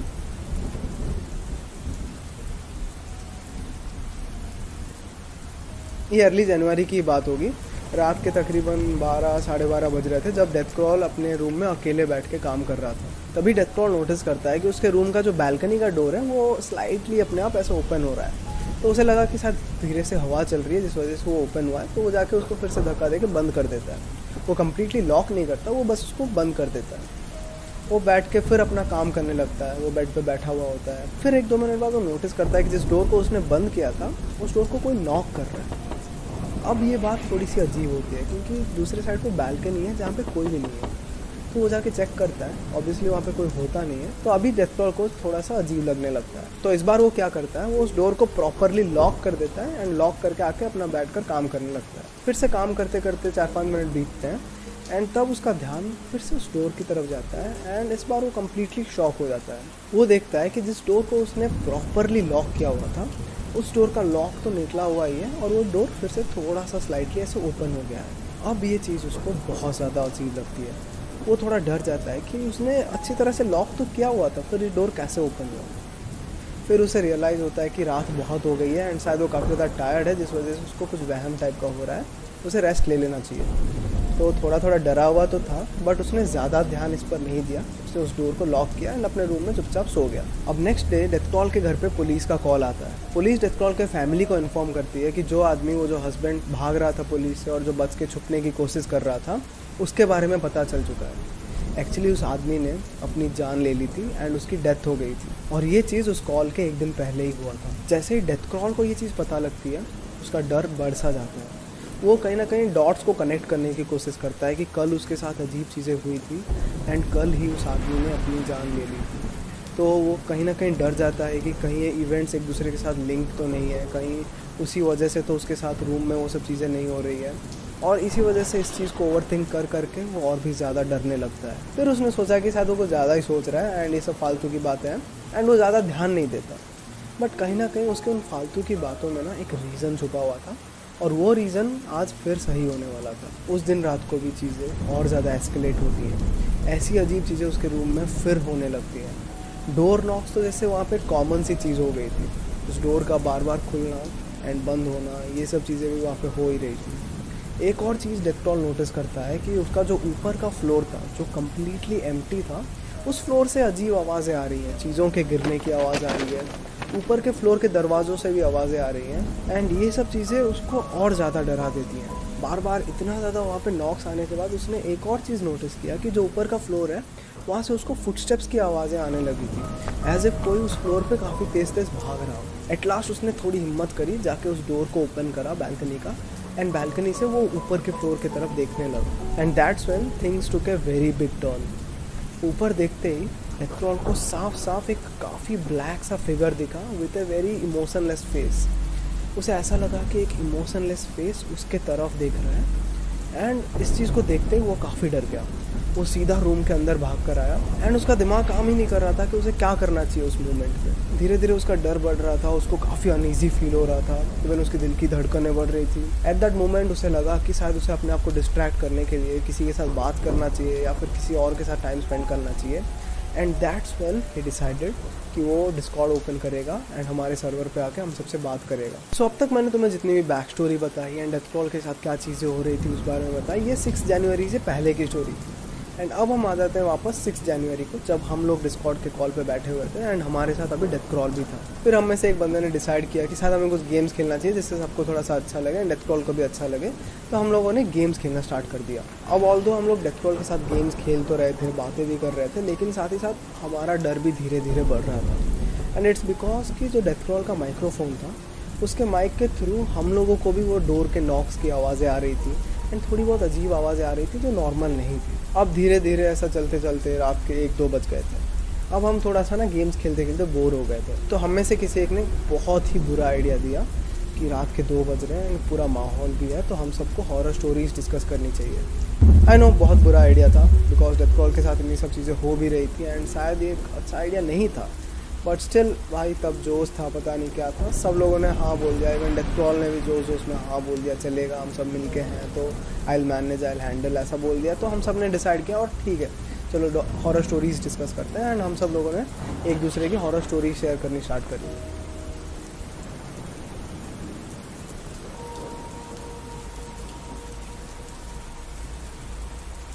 सो अब आगे ये स्टोरी थोड़ी सीरियस होने वाली है, तो थोड़ा ध्यान से सुनना। एंड इनफैक्ट यही इस वीडियो का सबसे मेन पोर्शन है, जिस वजह से मैंने इस पूरे वीडियो को बनाया हुआ है। So while we were discussing horror stories, हर कोई अपनी अपनी स्टोरी सुना रहा था, बीच बीच में डेथक्रॉल हमें अपने अपडेट्स दे रहा था। वो बोल रहा था कि उसके रूम का जो टेम्परेचर है वो बीच बीच में गिर रहा है एंड उसको बहुत ज़्यादा ठंड लग रहा है, कभी कभार उसे काफ़ी वियर्ड स्मेल आ रहा था एंड डोर नॉक्स की आवाज़ एंड थोड़े बहुत चीज़ों की आवाज़ तो हमें कंटिन्यूसली बहुत पहले से आए जा रही थी। सो कहीं ना कहीं ये सब चीज़ें बस एक ही तरफ इशारा कर रही थी that there is something wrong going on, there is something paranormal going on in this room. So stories को डिस्कस करते करते रात के 3 साढ़े 3 बज गए थे एंड उस वक्त मैं अपनी एक स्टोरी सबको सुना रहा था। मेरी एक पर्सनल पैरानॉर्मल एक्सपीरियंस थी जिसके बारे में मैं डिस्कस कर रहा था एंड सबको बता रहा था। सो जब मैं अपनी स्टोरी सुना रहा था तो सब लोग काफ़ी ज़्यादा शांत थे एंड चुपचाप सब लोग मेरी स्टोरी सुन रहे थे एंड मैं अपनी आधी स्टोरी कंप्लीट करके अपनी स्टोरी को कंटिन्यू कर रहा था and the time was exactly 3:49 AM and उसी वक्त हमें डेथ कॉल के माइक से थोड़ा डिस्टेंट में एक लड़की के जोर से स्क्रीम करने की आवाज़ आती है एंड वो कोई नॉर्मल स्क्रीम नहीं था, कोई लिटरली मदद के लिए पुकार रहा था। उस टाइप का ज़ोर ज़ोर से चीखने की आवाज़ थी, वो भी इतनी रात को, आधी रात को 3 बजे के आसपास। उस स्क्रीम को सुनते ही मैंने अपनी स्टोरी रोक दी। मेरे को किसी ने टोका पूछते हुए कि क्या किसी ने उस चीज़ को सुना है एंड तब ये चीज़ कंफर्म हुआ कि उस स्क्रीम को सभी ने काफ़ी क्लियरली सुना जो डेथ क्रॉल के माइक से आया था। इस चीज़ के होने के बाद सब लोगों की लिटरली फट रखी थी, हर कोई बहुत ज़्यादा डर गया था एंड सब लोग डेथ क्रॉल को बार बार पूछ रहे थे कि क्या हो रहा है, क्या चल रहा है, डेथ क्रॉल प्लीज़ अपने घर वालों को बताओ इस बारे में एंड ऑल। हम काफ़ी ज़्यादा कंसर्न थे, तब मामला बहुत सीरियस हो चुका था एंड डेथ क्रॉल ने बोला कि उसने पहली बार खुद नहीं सुना था बट फिर बाद में हमें फिर से वो स्क्रीम सुनाई दी। उस मोमेंट पे हमें वो स्क्रीम 3 बार सुनाई दे चुकी थी एंड डेथ क्रॉल ने ही इस चीज़ को कंफर्म किया कि वो स्क्रीम्स उसको अपने ऊपर के फ्लोर से आ रही है। अब सैडली मैं उस पूरे कॉल को रिकॉर्ड नहीं कर रहा था, मेरे पास कोई रीज़न नहीं था रिकॉर्ड करने के लिए। अगर मैं उस कॉल को रिकॉर्ड कर रहा था तो शायद आज तुम्हें वो स्क्रीम्स में सुना पाता, बट मैं नहीं कर रहा था। सो मेरे पास पर्सनली वो स्क्रीम्स की रिकॉर्डिंग तो नहीं थी, but there was this one guy name Janak जो मेरा ही सब्सक्राइबर है और उस दिन उस कॉल पर वो भी था एंड फॉर सम रीज़न, ठीक है, उसको शायद मज़ा आ रहा था वो कॉल, उसे एज ए मेमोरी उस कॉल को स्टोर करना था या रखना था, बट फॉर सम रीज़न वो उस पूरे कॉल को रिकॉर्ड कर रहा था एंड थैंक्स टू जनक जिस वजह से वो स्क्रीम वाला पार्ट भी हम रिकॉर्ड कर पाए थे।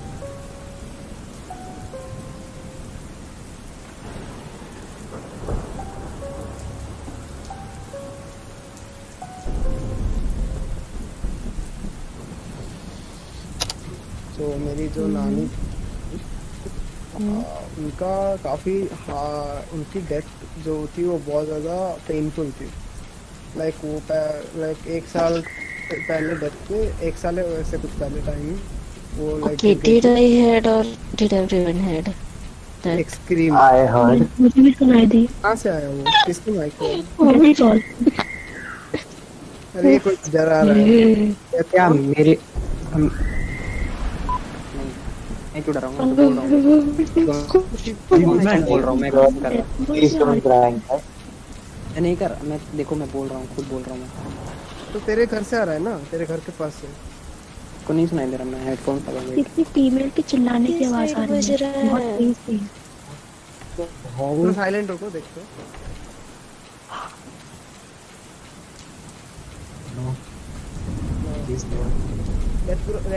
बोल तू नहीं है भाई और भाई क्या सेक्सी मजा आ रहा है। मेरे घर जा रहा है। तेरे घर से आ रहा है कि कहाँ से आ रहा है? तेरे बात कर जाके घर वालों से। मेरे घर पेरेंट्स और गाड़ी में था। Bro this is fucking serious man. जाओ बोलो यार अपने घर वालों को उठाओ, इतना ध्यान मत लगा, हम लोग इधर बैठे। मेरे से चिल्लाने की बहुत तेज आवाज आ रही, बहुत बार आवाज आ रही, जैसे तुम बोल रहे हो, प्लीज जाके बोलो। मैं कब से बोल रहा था, आप लोग मान ही नहीं रहे थे।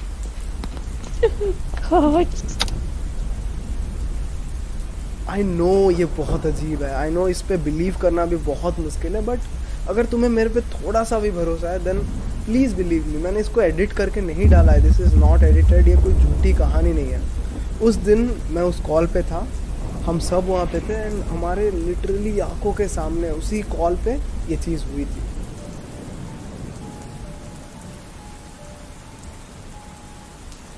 अगले दिन डेथ क्रॉल ने हमें फिर बताया, अपडेट्स दिए कि उसकी मॉम ने भी उस रात उस स्क्रीम्स को सुना था।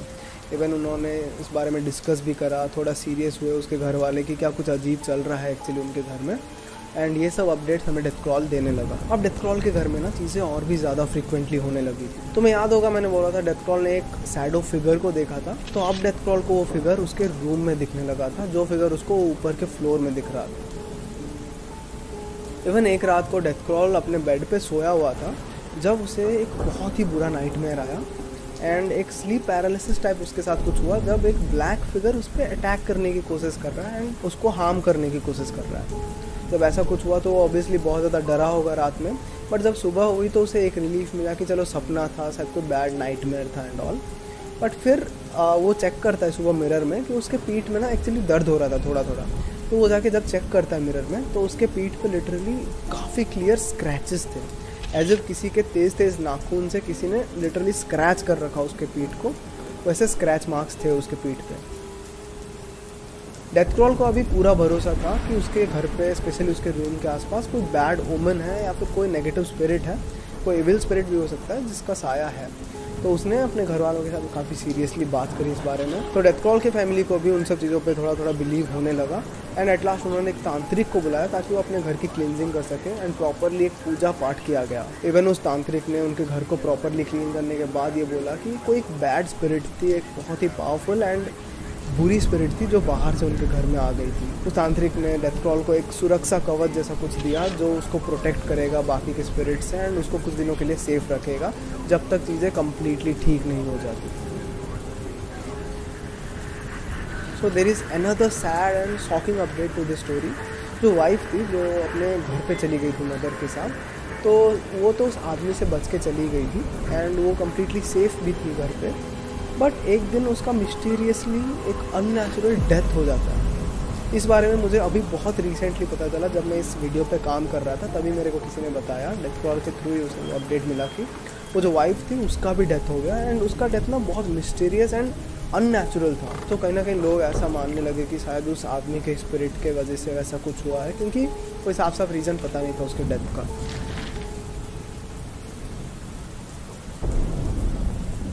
तो लाइक व्हाट हैपेंड कि उस टाइम मैं फिर नहीं गया तो रात में मेरे को लगभग 1-2 बजे नींद आई। तो मेरी नींद टूट गई अचानक से, क्योंकि मेरे को ये वाले दरवाजे पे सुनाई दिया लाइक टक टक टक कोई ऐसे नॉक कर रहा बहुत तेज़ी से। एंड बहुत लोग यकीन नहीं करेंगे, लाइक हम थ्रू आउट द स्टोरी जब तू सुना रहा था तब भी हमें नॉक सुनाई दे रहे थे, राइट गाइस? हाँ वही तो, इट वाज वियर्ड एक्चुअली। भाई कहीं ऐसा तो नहीं कि तू खुद उसको नॉक कर रहा था कोई पीछे से? नहीं, मैं तो यहीं बैठा था आपके सामने, क्या खुद बोल रहा था, मैंने वीडियो भी ऑन किया हुआ था उस टाइम। या वो भी है।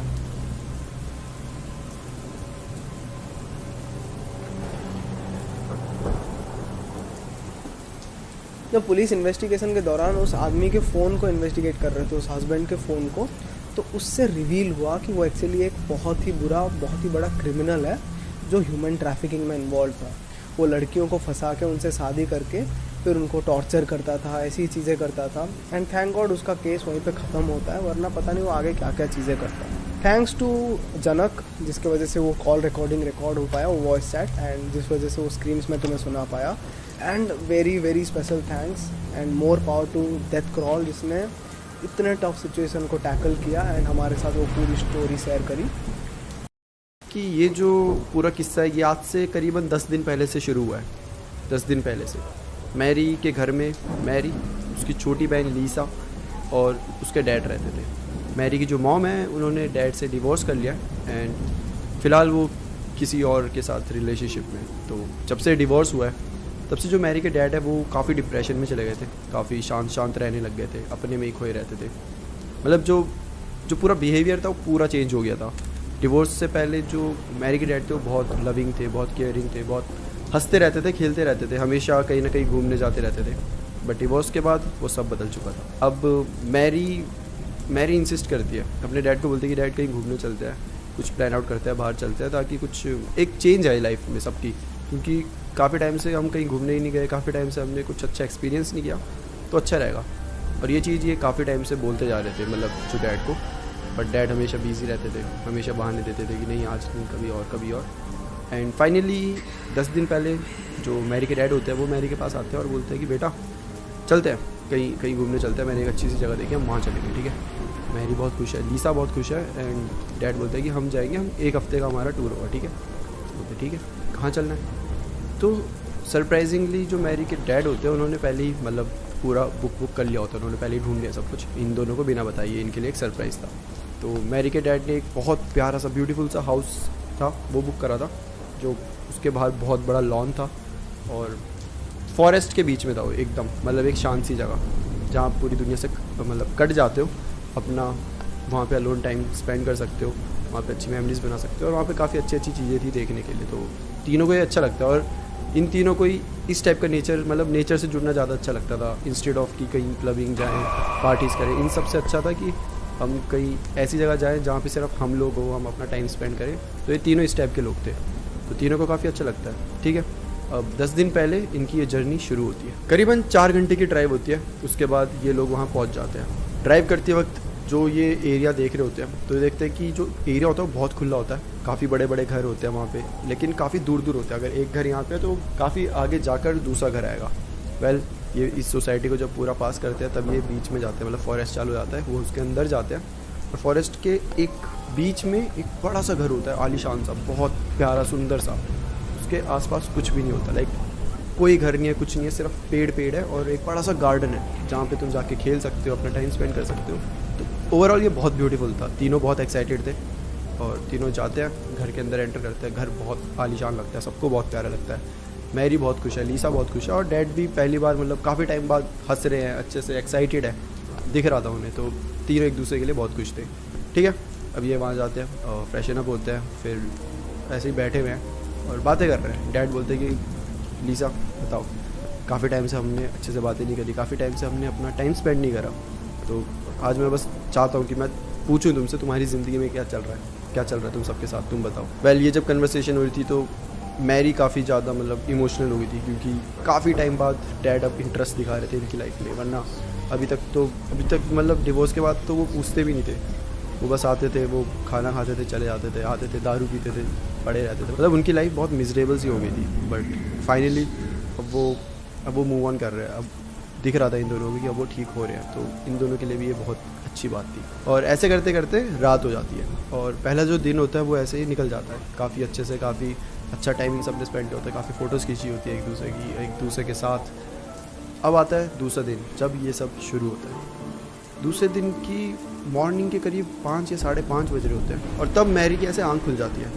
वो उससे बड़ा अनयूजुअल सा फील हो रहा होता है, लाइक बाहर कोई लोग बातें कर रहे हैं, बहुत सारे लोग, ऐसा लग रहा होता है उसे। बट जैसे कि मैंने बताया कि घर के आसपास तो कोई है ही नहीं, दूर दूर तक कोई नहीं होते, तो बातें कौन करेगा। मेरे को लगता है कि कोई जानवर होगा, कुछ होगा, हो सकता है। बट फिर भी उसे पता नहीं क्यों वो आवाज़ें सुनाई देती है कि बहुत सारे लोग हैं इस टाइप की। तो वो बाहर जाकर देखती है, और वो बाहर देखती है कि उसके जो घर के बाहर ग्राउंड है, गार्डन है, उसमें बहुत सारे लोग सफ़ेद कलर के कपड़े पहनकर खड़े हैं, और सबके हाथ में एक मोमबत्ती सी, ऐसे लंबी सी जो मोमबत्ती होती है ना, मोटी सी, वो मोमबत्ती लेके इस टाइप में खड़े, मतलब इस टाइप में मोमबत्ती ली उन्होंने, एंड वो खड़े हुए हैं। और लीसा को समझ नहीं आता ये क्या चीज़ है। अभी तो हेलोइन भी नहीं है, कुछ भी नहीं है, तो ये सब एक ड्रेस कोड में इतने सारे लोग क्या कर रहे हैं, लड़के लड़की, जेंट्स, लड़के लड़की इन द सेंस कि कॉलेज के स्टूडेंट्स लग रहे थे वो, और कुछ ऐसे भी लोग थे जो काफ़ी बूढ़े से थे, मतलब हर एज के वहाँ पे लोग थे। और ये मैरी को समझ नहीं आ रहा था कि चल क्या रहा है। मैरी थोड़ा सा डर भी रही थी कि क्या करे, तो वो ठीक है, अभी ऊपर से देख ही रही होती है कि ये लोग क्या करते हैं ना, एक पेपर होता है, वो पेपर ऐसे सब पास कर रहे होते हैं, मतलब ये कैसे खड़े होते हैं, एक खड़ा है, 2 खड़े, 3 खड़े, ऐसे बाकी पीछे उनके ऐसे खड़े होते हैं। तो पीछे से वो पेपर ऐसे पास होता आ रहा है, जो कि मैरी ऊपर से देख रही है। फाइनली वो जो सबसे आगे लाइन में खड़ा होता है उसके पास आता है, वो उसे ऐसे देखता है, पूरा पढ़ता है, एंड वो ऐसे डोर जो होता है उसके नीचे से ऐसे अंदर डाल देते हैं, और वो वहाँ से चले जाते हैं। अब जब वो चले जाते हैं, मैरी जाती है भाग कर, वो उसे समझ नहीं आ रहा है कि ये सब क्या हो रहा है, तो जाती है, वो पेपर को उठाती है। पेपर में लिखा होता है, are you ready for the sacrifice. अब मैरी को समझ नहीं आ रहा है कि are you ready for the sacrifice इसका मतलब क्या है, और इन लोगों ने हमें क्यों भेजा। कि मैरी वो पढ़ रही है, वो उसे समझ नहीं आ रहा कि तब वो एक चीज़ नोटिस करती है कि जो उनमें से, मतलब जो वाइट कलर के कपड़े पहन के लोग थे, उनमें से एक जो सबसे आगे खड़ा हुआ था, वो ऐसे उन्हें झांक रहा है। मतलब जो गेट भी था ना, उसमें छोटे छोटे ऐसे डॉट्स थे, तो मतलब गैप था जिससे तुम बाहर की चीज़ें देख सकते हो, नॉट क्लियरली, बट हाँ अगर तुम ध्यान से देखना चाहो तो तुम्हें दिख सकता है। तो वो नोटिस करते हैं कि वो जो सबसे आगे लाइन में खड़ा था आदमी, वो ऐसे झांक रहा है उन डॉट्स से मैरी को।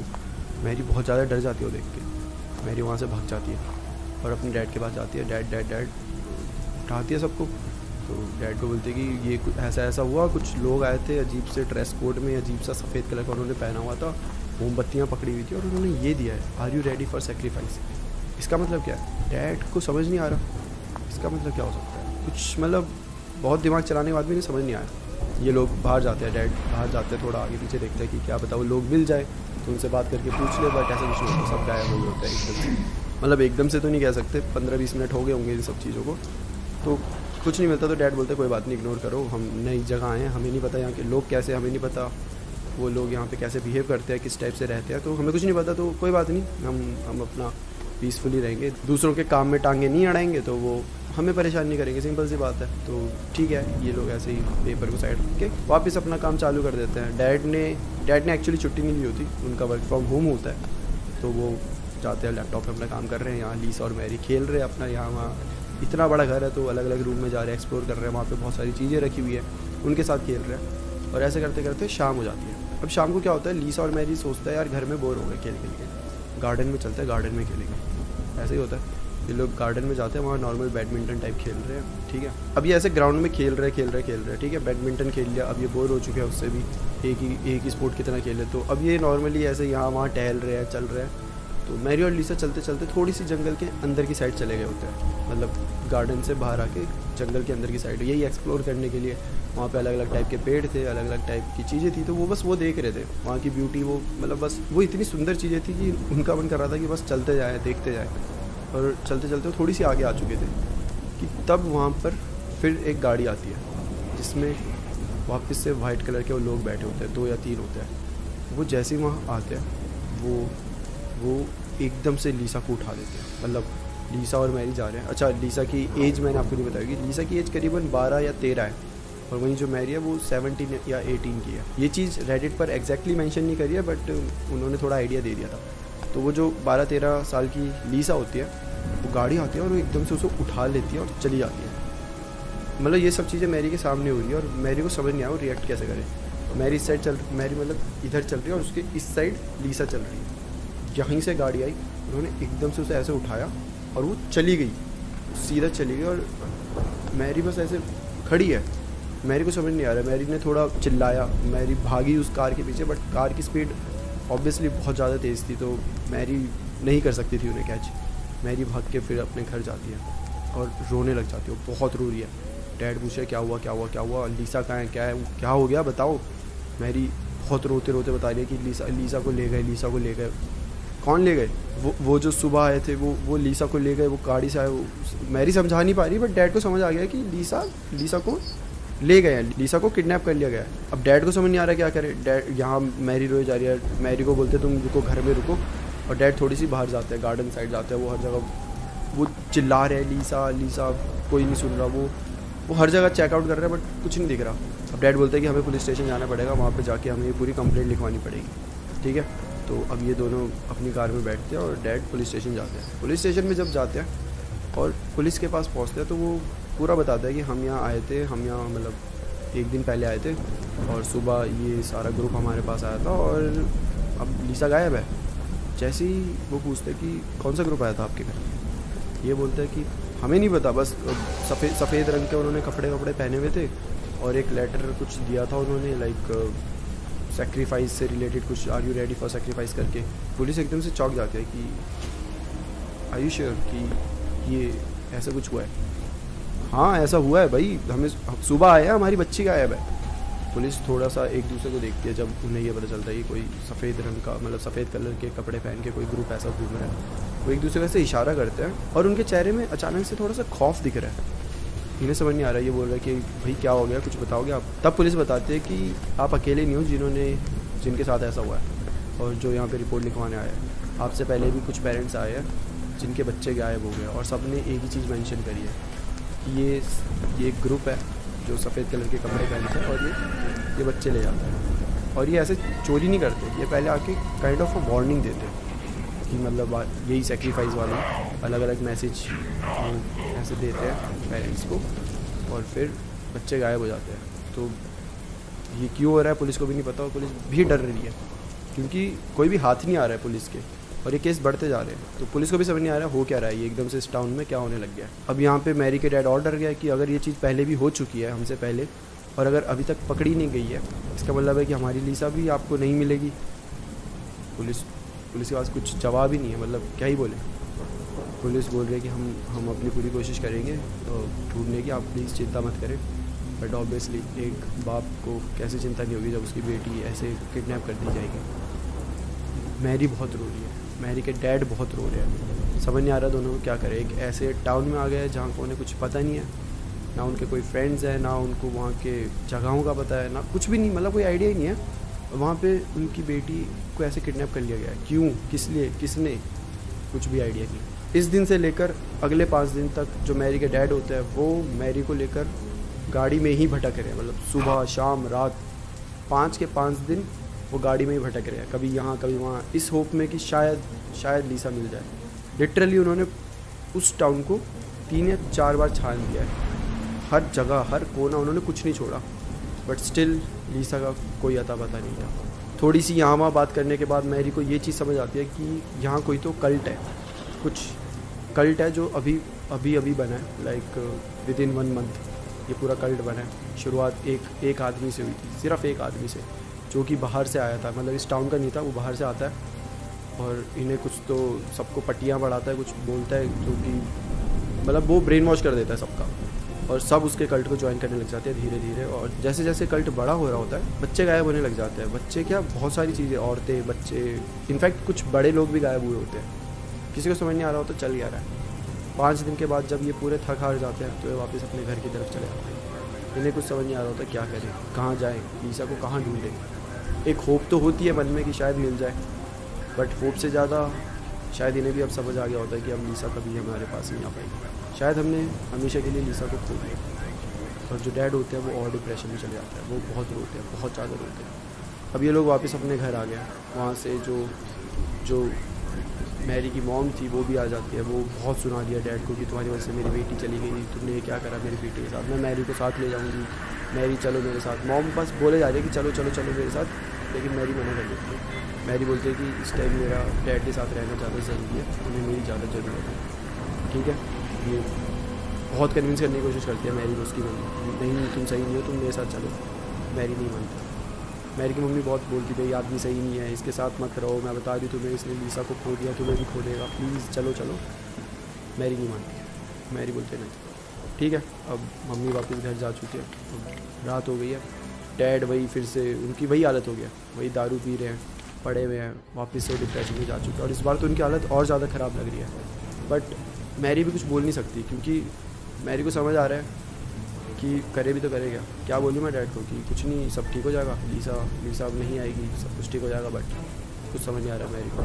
मैरी बस अपने रूम में जाती है और रो रही है, बस वो, उसके हाथ में कुछ नहीं है करने को, बस रोए जा रही है। ऐसे करके इन्होंने अगले 2 दिन काटे होते हैं, और अब आता है 10वां दिन। अब मैरी की एक अजीब सी आदत बन गई होती है कि वो रात को सो ही नहीं पाती थी। जब भी वो आंख बंद करती उसे लीसा याद आती, उसे एक गिल्ट हो गया था कि उसकी वजह से लीसा खोई है। लीसा तो एक 12 साल की बच्ची थी, पूरी जिम्मेदारी तो मैरी की थी, वही उसे घुमा रही थी, वही उसे बाहर लेकर गई फॉरेस्ट में, तो उसी की जिम्मेदारी थी, और उसे बस ये गिल्ट है कि उसकी वजह से ही लीसा का अपहरण हुआ है। तो बस वो इस गिल्ट पे सो ही नहीं पाती थी, वो आंख भी बंद करती थी तो उसे वो सारी चीज़ें उसके सामने आ जाती थी। तो ऐसे होता है 10वें दिन की सुबह हो रही होती है, करीबन 4 या 5 बजे होते हैं, और मैरी सोई नहीं है, बस पड़ी हुई है, तब उसे फिर से कुछ आवाज़ सुनाई देती है, और ये आवाज़ बिल्कुल वैसी ही है जो उस घर में इन्होंने सुनी थी। मैरी बाहर आकर देखती है, मैरी हैरान हो जाती है। वो लोग, वो ग्रुप जो सफ़ेद कलर के कपड़े पहन के था, वो उनके घर के बाहर खड़ा होता है। एग्जैक्टली वही लोग, उसी तरीके से कैंडल लिए, और समझ नहीं आ रहा मैरी को कि ये क्या चल रहा है। अब हम इतनी दूर से यहाँ आ गए, 4 घंटे का रास्ता है ये पूरा, बट वो ग्रुप यहाँ कैसे आ सकता है। और फिर से वो एक लेटर रखते हैं। अब मैरी को समझ नहीं आ रहा क्या हो रहा है। मैरी दौड़ के जाती है, वो अपने डैड को उठाती है, डैड वो वापस आ गए ऐसे करके। और डैड को जैसे ही ये पता चलता है, डैड और मैरी भागते हुए जाते हैं, गेट खोलते हैं, बाहर जैसे जाते हैं ये लोग सारे गायब हो गए होते हैं। ठीक है, अब डैड को समझ नहीं आ रहा, वो लेटर डैड ऐसे लेते हैं और ऐसे पकड़ लेते हैं गुस्से में। डैड को बहुत गुस्सा आ रहा है, वो चिल्ला रहे हैं वो सोसाइटी में, किसी ने देखा उन्हें, किसी ने देखा। वो गाड़ी लेके यहाँ वहाँ हर जगह भटक गए, बट वो ग्रुप का एक भी इंसान उन्हें नहीं मिला। और अब मैरी को समझ नहीं आ रहा कि क्या हो रहा है, ये वो ग्रुप वापस यहाँ क्यों आया था, उन्होंने वापस लेटर क्यों दिया था, लेटर में लिखा क्या था, मैरी को समझ नहीं आता। और डैड की हालत बहुत ज़्यादा, डैड डैड इतने गुस्से में कि मतलब उनके सामने अगर तुम जाओगे तो तुम्हें नहीं बताओ डैड क्या कर देंगे, ऐसे इतना गुस्सा था उन्हें। ऑब्वियसली कोई उनकी बेटी को लेकर चलेगा और उनके अंदर इतनी ज़्यादा हिम्मत है कि वो वापस उनके घर के सामने आ जाए। डैड को बस ये था कि अगर वो लोग मेरे हाथ आ गए तो मैं उन्हें जान से मार दूंगा। उन्हें इतना गुस्सा आ रहा था। इवेंचुअली वो सारे लोग वहाँ से चले गए होते हैं। अब डैड और मैरी रूम में बैठे हुए हैं। डैड बोलता है कि बेटा मेरा यहाँ बहुत दिमाग ख़राब हो रहा है, मैं ऐसे नहीं रह सकता। एक काम करेगा, हम आज रात को कहीं और चले जाएंगे, हम बाहर चले जाएंगे और बाहर ही खाना वाना खाएंगे। मुझे बस यहाँ से निकलना है, मेरे को मेरा बहुत दिमाग ख़राब हो रहा है। और सेम मैरी का भी हो रहा होता है। घर में अकेले अकेले बैठे बैठे तुम्हारे दिमाग में इतने थॉट्स आते हैं ना कि तुम पागल हो जाते हो। मैरी बोलती है हाँ डैड हम बाहर चलते हैं रात को, कोई बात नहीं। तो ये बोल के डैड तैयार होते हैं और वो ऑफिस चले जाते हैं। डैड ऑफिस चले जाते हैं। मैरी बैठी हुई है। मैरी बस सोच रही है कि भाई क्या था ये सब, क्या चल रहा है। उसे कुछ समझ ही नहीं आ रहा, कुछ भी समझ नहीं आ रहा। और ठीक है वो ऐसे बैठी हुई है। तो अब दिन का टाइम आ जाता है। मैरी जाके अपने लिए खाना बना रही होती है। घर में वो पूरी अकेली होती है। उसे डर भी लग रहा होता है कि कहीं ये लोग वापस ना आ जाए। उसने हर चीज़ लॉक कर ली होती है। एंड मैरी सोचती है कि क्यों ना मैं CCTV फुटेजेस चेक करूँ। हमारे घर में जो कैमरा है उसमें तो ये सब की शक्ल वकल सब आ गई होगी, तो ऑब्वियसली इट विल हेल्प। तो मैरी क्या करती है, CCTV कैमरे की फुटेजेस लेने के लिए पेन ड्राइव लेती है ताकि वो सारा डेटा पेन ड्राइव में ट्रांसफ़र करके पुलिस को दे सके। मैरी अब पेन ड्राइव ढूंढने नहीं मिल रही। वो डैड के रूम में जाती है, वहाँ पे भी चेक करने लगती है कि नहीं मिल रही। वो एक ड्रॉर, दूसरा ड्रॉर, तीसरा ड्रॉर, हर चीज़ देख लेती, नहीं मिलती। एंड नीचे ना उनके एक प्राइवेट ड्रॉर भी होता है डैड का। मतलब वैसे कभी वहाँ पे चाबी होती नहीं थी, बट इस बार उधर चाबी थी। वो सोचते हैं कहीं ये यहाँ तो ना, तो एकदम से वो चाबी खोलती है, ड्रॉर खोलती है। और जैसे ही मैरी वो ड्रॉर खोलती है, मैरी की मतलब आंखें फटी रह जाती है जो वो ड्रॉर में देखती है। मैरी देखती है कि उस ड्रॉर में ऐसे कुछ सेक्शंस होते हैं। मतलब वो इतना बड़ा ड्रॉर है, इतना बड़ा, तो ऐसे बीच में 2 लाइन्स है, ठीक है। एक जो लाइन होती है वहाँ पे कुछ खत लिखे होते हैं, रखे होते हैं मतलब। और जो दूसरी लाइन होती है उसमें इतनी बड़ी कैंडल रखी हुई है। और जो तीसरी लाइन है उसमें एक ड्रेस रखी हुई है। मैरी उस ड्रेस को खोल कर देखती है तो वो ड्रेस सेम वैसी होती है जैसे ही वो ग्रुप जो था उन्होंने पहनी होती है, वैसी ड्रेस सफ़ेद रंग की। और मैरी को समझ नहीं आ रहा कि ये ड्रेस, ये मोमबत्ती मेरे डैड के पास क्या कर रही है। कुछ समझ ही नहीं आ रहा कि तब उसकी नज़र पड़ती है उन लेटर्स पर। पहला लेटर वो पढ़ती है तो उसमें लिखा होता है are you ready to sacrifice. ये वही लेटर होता है जो कि लीसा के टाइम में आया था, जो कि पहली बार आया था। और अगर ये डैड के पास पड़ा हुआ है तो डैड ने पुलिस को ऐसा क्यों बोला कि मेरे पास तो ऐसा कोई लेटर नहीं है, वो मैंने फेंक दिया है, फाड़ दिया, ऐसा कुछ, जबकि उनके पास था। और जो दूसरा लेटर होता है वो आज सुबह आया होता है और उसमें लिखा होता है are you ready for sacrifice. फिर से सेम ही चीज़ें लिखी होती हैं। कुछ समझ नहीं आ रहा, कुछ भी समझ नहीं आ रहा कि ये चल क्या रहा है। ये सब डैड के लॉकर में क्या कर रहा है। कहीं वो सारे लोग तो नहीं आ गए, कहीं उन्होंने ये सब रख दिया हो। उसे कुछ समझ नहीं आ रहा है कि तब वहाँ पे एक और लेटर मिलता है सेम। और ये जो पेजेस होते हैं ना, ये नॉर्मल पेजेस नहीं होते, अजीब से कुछ वुड के बने हुए ब्राउन कलर के पेजेस होते हैं। मतलब ऐसा लगता है कि किसी पेड़ के पत्ते हैं, इस टाइप के होते हैं वो, और एकदम ब्राउन कलर के होते हैं, उनमें ये लिखा होता है। और सेम ऐसा पेज एक और मिलता है उन्हें। और वो उस पेज को जब पढ़ती है मैरी पागल हो जाती है। उसमें कुछ रूल्स लिखे होते हैं, रूल्स डेविल के साथ डील करने के। एग्जैक्टली डेविल जो कि सैटन होता है, उसके साथ डील करने के कुछ रूल्स। सबसे पहला जो रूल होता है तो उसमें बताया गया होता है कि ये जो रूल्स है आपको ये फॉलो करने हैं। अगर आपने फॉलो कर दिए तो आपको बहुत कुछ मिलेगा। पावर मिलेगी, फेम मिलेगा, नेम मिलेगा, मनी मिलेगा, खुशियाँ मिलेगी। और अगर आपने ये रूल्स फॉलो नहीं करे तो ये सारी चीज़ें आपसे छीन ली जाएगी और आपको इतनी गंदी मौत दी जाएगी कि आप सपने में भी नहीं सोच सकते। और जो रूल्स लिखे होते हैं ना, वो लिखे होते हैं कि आपको सेक्रीफाइस करना पड़ेगा किसी ऐसे का जिसे आप सबसे ज़्यादा प्यार करते हैं। आपको ऐसे 2 सेक्रीफाइस करने होंगे। जब आप ये 2 सेक्रीफाइस करोगे तब जाकर आपको ये सब चीज़ें मिलेंगी, तब जाकर आपकी डील डेविल के साथ कंफर्म करी जाएगी, तब जाकर आप इस कल्ट के लीडर बनोगे। Exactly leader. आपको याद है शुरू में गांव वालों ने बताया था कि एक आदमी कहीं बाहर से आया था जो इस टाउन का नहीं था, उसने आके सबका ब्रेन वॉश करा था, उसके बाद से ये सब चालू हो रहा था। वो आदमी और कोई नहीं, वो मैरी के डैड ही थे। और अब मैरी को समझ आ गया था कि वो जो are you ready for sacrifice ये सब था, वो मैरी या लीसा के लिए नहीं था, वो लेटर, वो मैसेज इनके डैड के लिए था। वो मैसेज ये बताने के लिए था कि आज ही वो दिन है, आज हम सेक्रीफाइस करना चाहते हैं। और तब मैरी को याद आता है कि मैरी के डैड ने बोला होता है कि आज हम डिनर करने बाहर जाएंगे, ठीक है। और मैरी को अब सब कुछ समझ आ चुका है कि कोई डिनर नहीं करना है, मेरे डैड तो मेरा सेक्रीफाइस करना चाहते हैं। ऐसा इसका मतलब ये नहीं है कि वो मुझसे प्यार नहीं करते, क्योंकि रूल में ये लिखा हुआ है कि जिससे तुम सबसे ज़्यादा प्यार करते हो दुनिया में, उसी का सेक्रीफाइस करना है। मैरी बहुत ज़्यादा डिस्टर्ब हो जाती है इन सब चीज़ों से। मैरी उसी टाइम पूरा घर छोड़ के भाग जाती है और अपने मॉम के वहाँ जाने का ट्राई करती है। बट जो मैरी की मॉम होती है वो करीबन जो घर होता है वहाँ से 2 या 3 घंटे दूर उनका घर होता है। अभी मैरी को समझ नहीं आ रहा कि क्या करें। मैरी ने अपनी मॉम को कांटेक्ट कर लिया है। मैरी ने अभी मॉम को ये सब नहीं बताया, क्योंकि मैरी को पता है कि ये सब बताएगी तो मॉम सीधा पुलिस के पास जाएगी और शायद जो मैरी सोच रही है वो सही ना हो, शायद मैरी ने खुद से ये सब सोच लिया हो। तो अभी वो नहीं चाहती है पुलिस केस ये सब कुछ हो। बट मैरी इस टाइम बहुत बुरी स्टेट में है और मैरी इसी स्टेट में ये सब उसने लिखकर रेडिट में शेयर किया है, क्योंकि वो किसी से ये चीज़ शेयर कर नहीं सकता, ना अपने डैड से ना अपनी मॉम से। इसलिए उसने ये सारी स्टोरी रेडिट पर लिखी है। So that's it for today guys. I hope कि आपको ये स्टोरी अच्छी लगी हो। वेल टू बी ऑनेस्ट ऐसे कल्ट एग्जिस्ट करते हैं। सो शायद मैरी जो सोच रही है वो एकदम सही सोच रही है। आई होप कि मैरी इस टाइम सही होगी, अपनी मॉम के पास पहुंच गई होगी। वेल उसने इसके बाद कोई अपडेट दिया नहीं है। जो ये लास्ट अपडेट दिया था वो 2 या 3 दिन पहले दिया गया था। मैंने उसके बाद पूरी प्रोफाइल चेकआउट करी है, बट उसके बाद कोई अपडेट नहीं है। सो आई होप कि मैरी जहाँ पे भी हो सही हो। तो दोस्तों ये थी आज की कहानी। ये कहानी आपको कैसी लगी मुझे कमेंट करके ज़रूर बताएं। अगर आपने मेरी पिछली कहानी नहीं सुनी है तो वो वीडियो और मेरे चैनल की जो प्लेलिस्ट है वो अब आपको यहाँ दिखाई दे रही होगी। आप उन्हें सुनकर कहानियों का आनंद ले सकते हैं। यदि आप चाहते हैं कि मैं भविष्य में आपकी कहानी सुनाऊं तो कृपया डिस्क्रिप्शन में दिए गए ईमेल आईडी के माध्यम से अपनी दिलचस्प और रोमांचक कहानियां मेरे साथ साझा करें। और मिलते हैं अगले शनिवार को ऐसी ही किसी डरावनी कहानी के साथ। तब तक के लिए गुड बाय और कहानी सुनने के लिए आप सभी दोस्तों का धन्यवाद।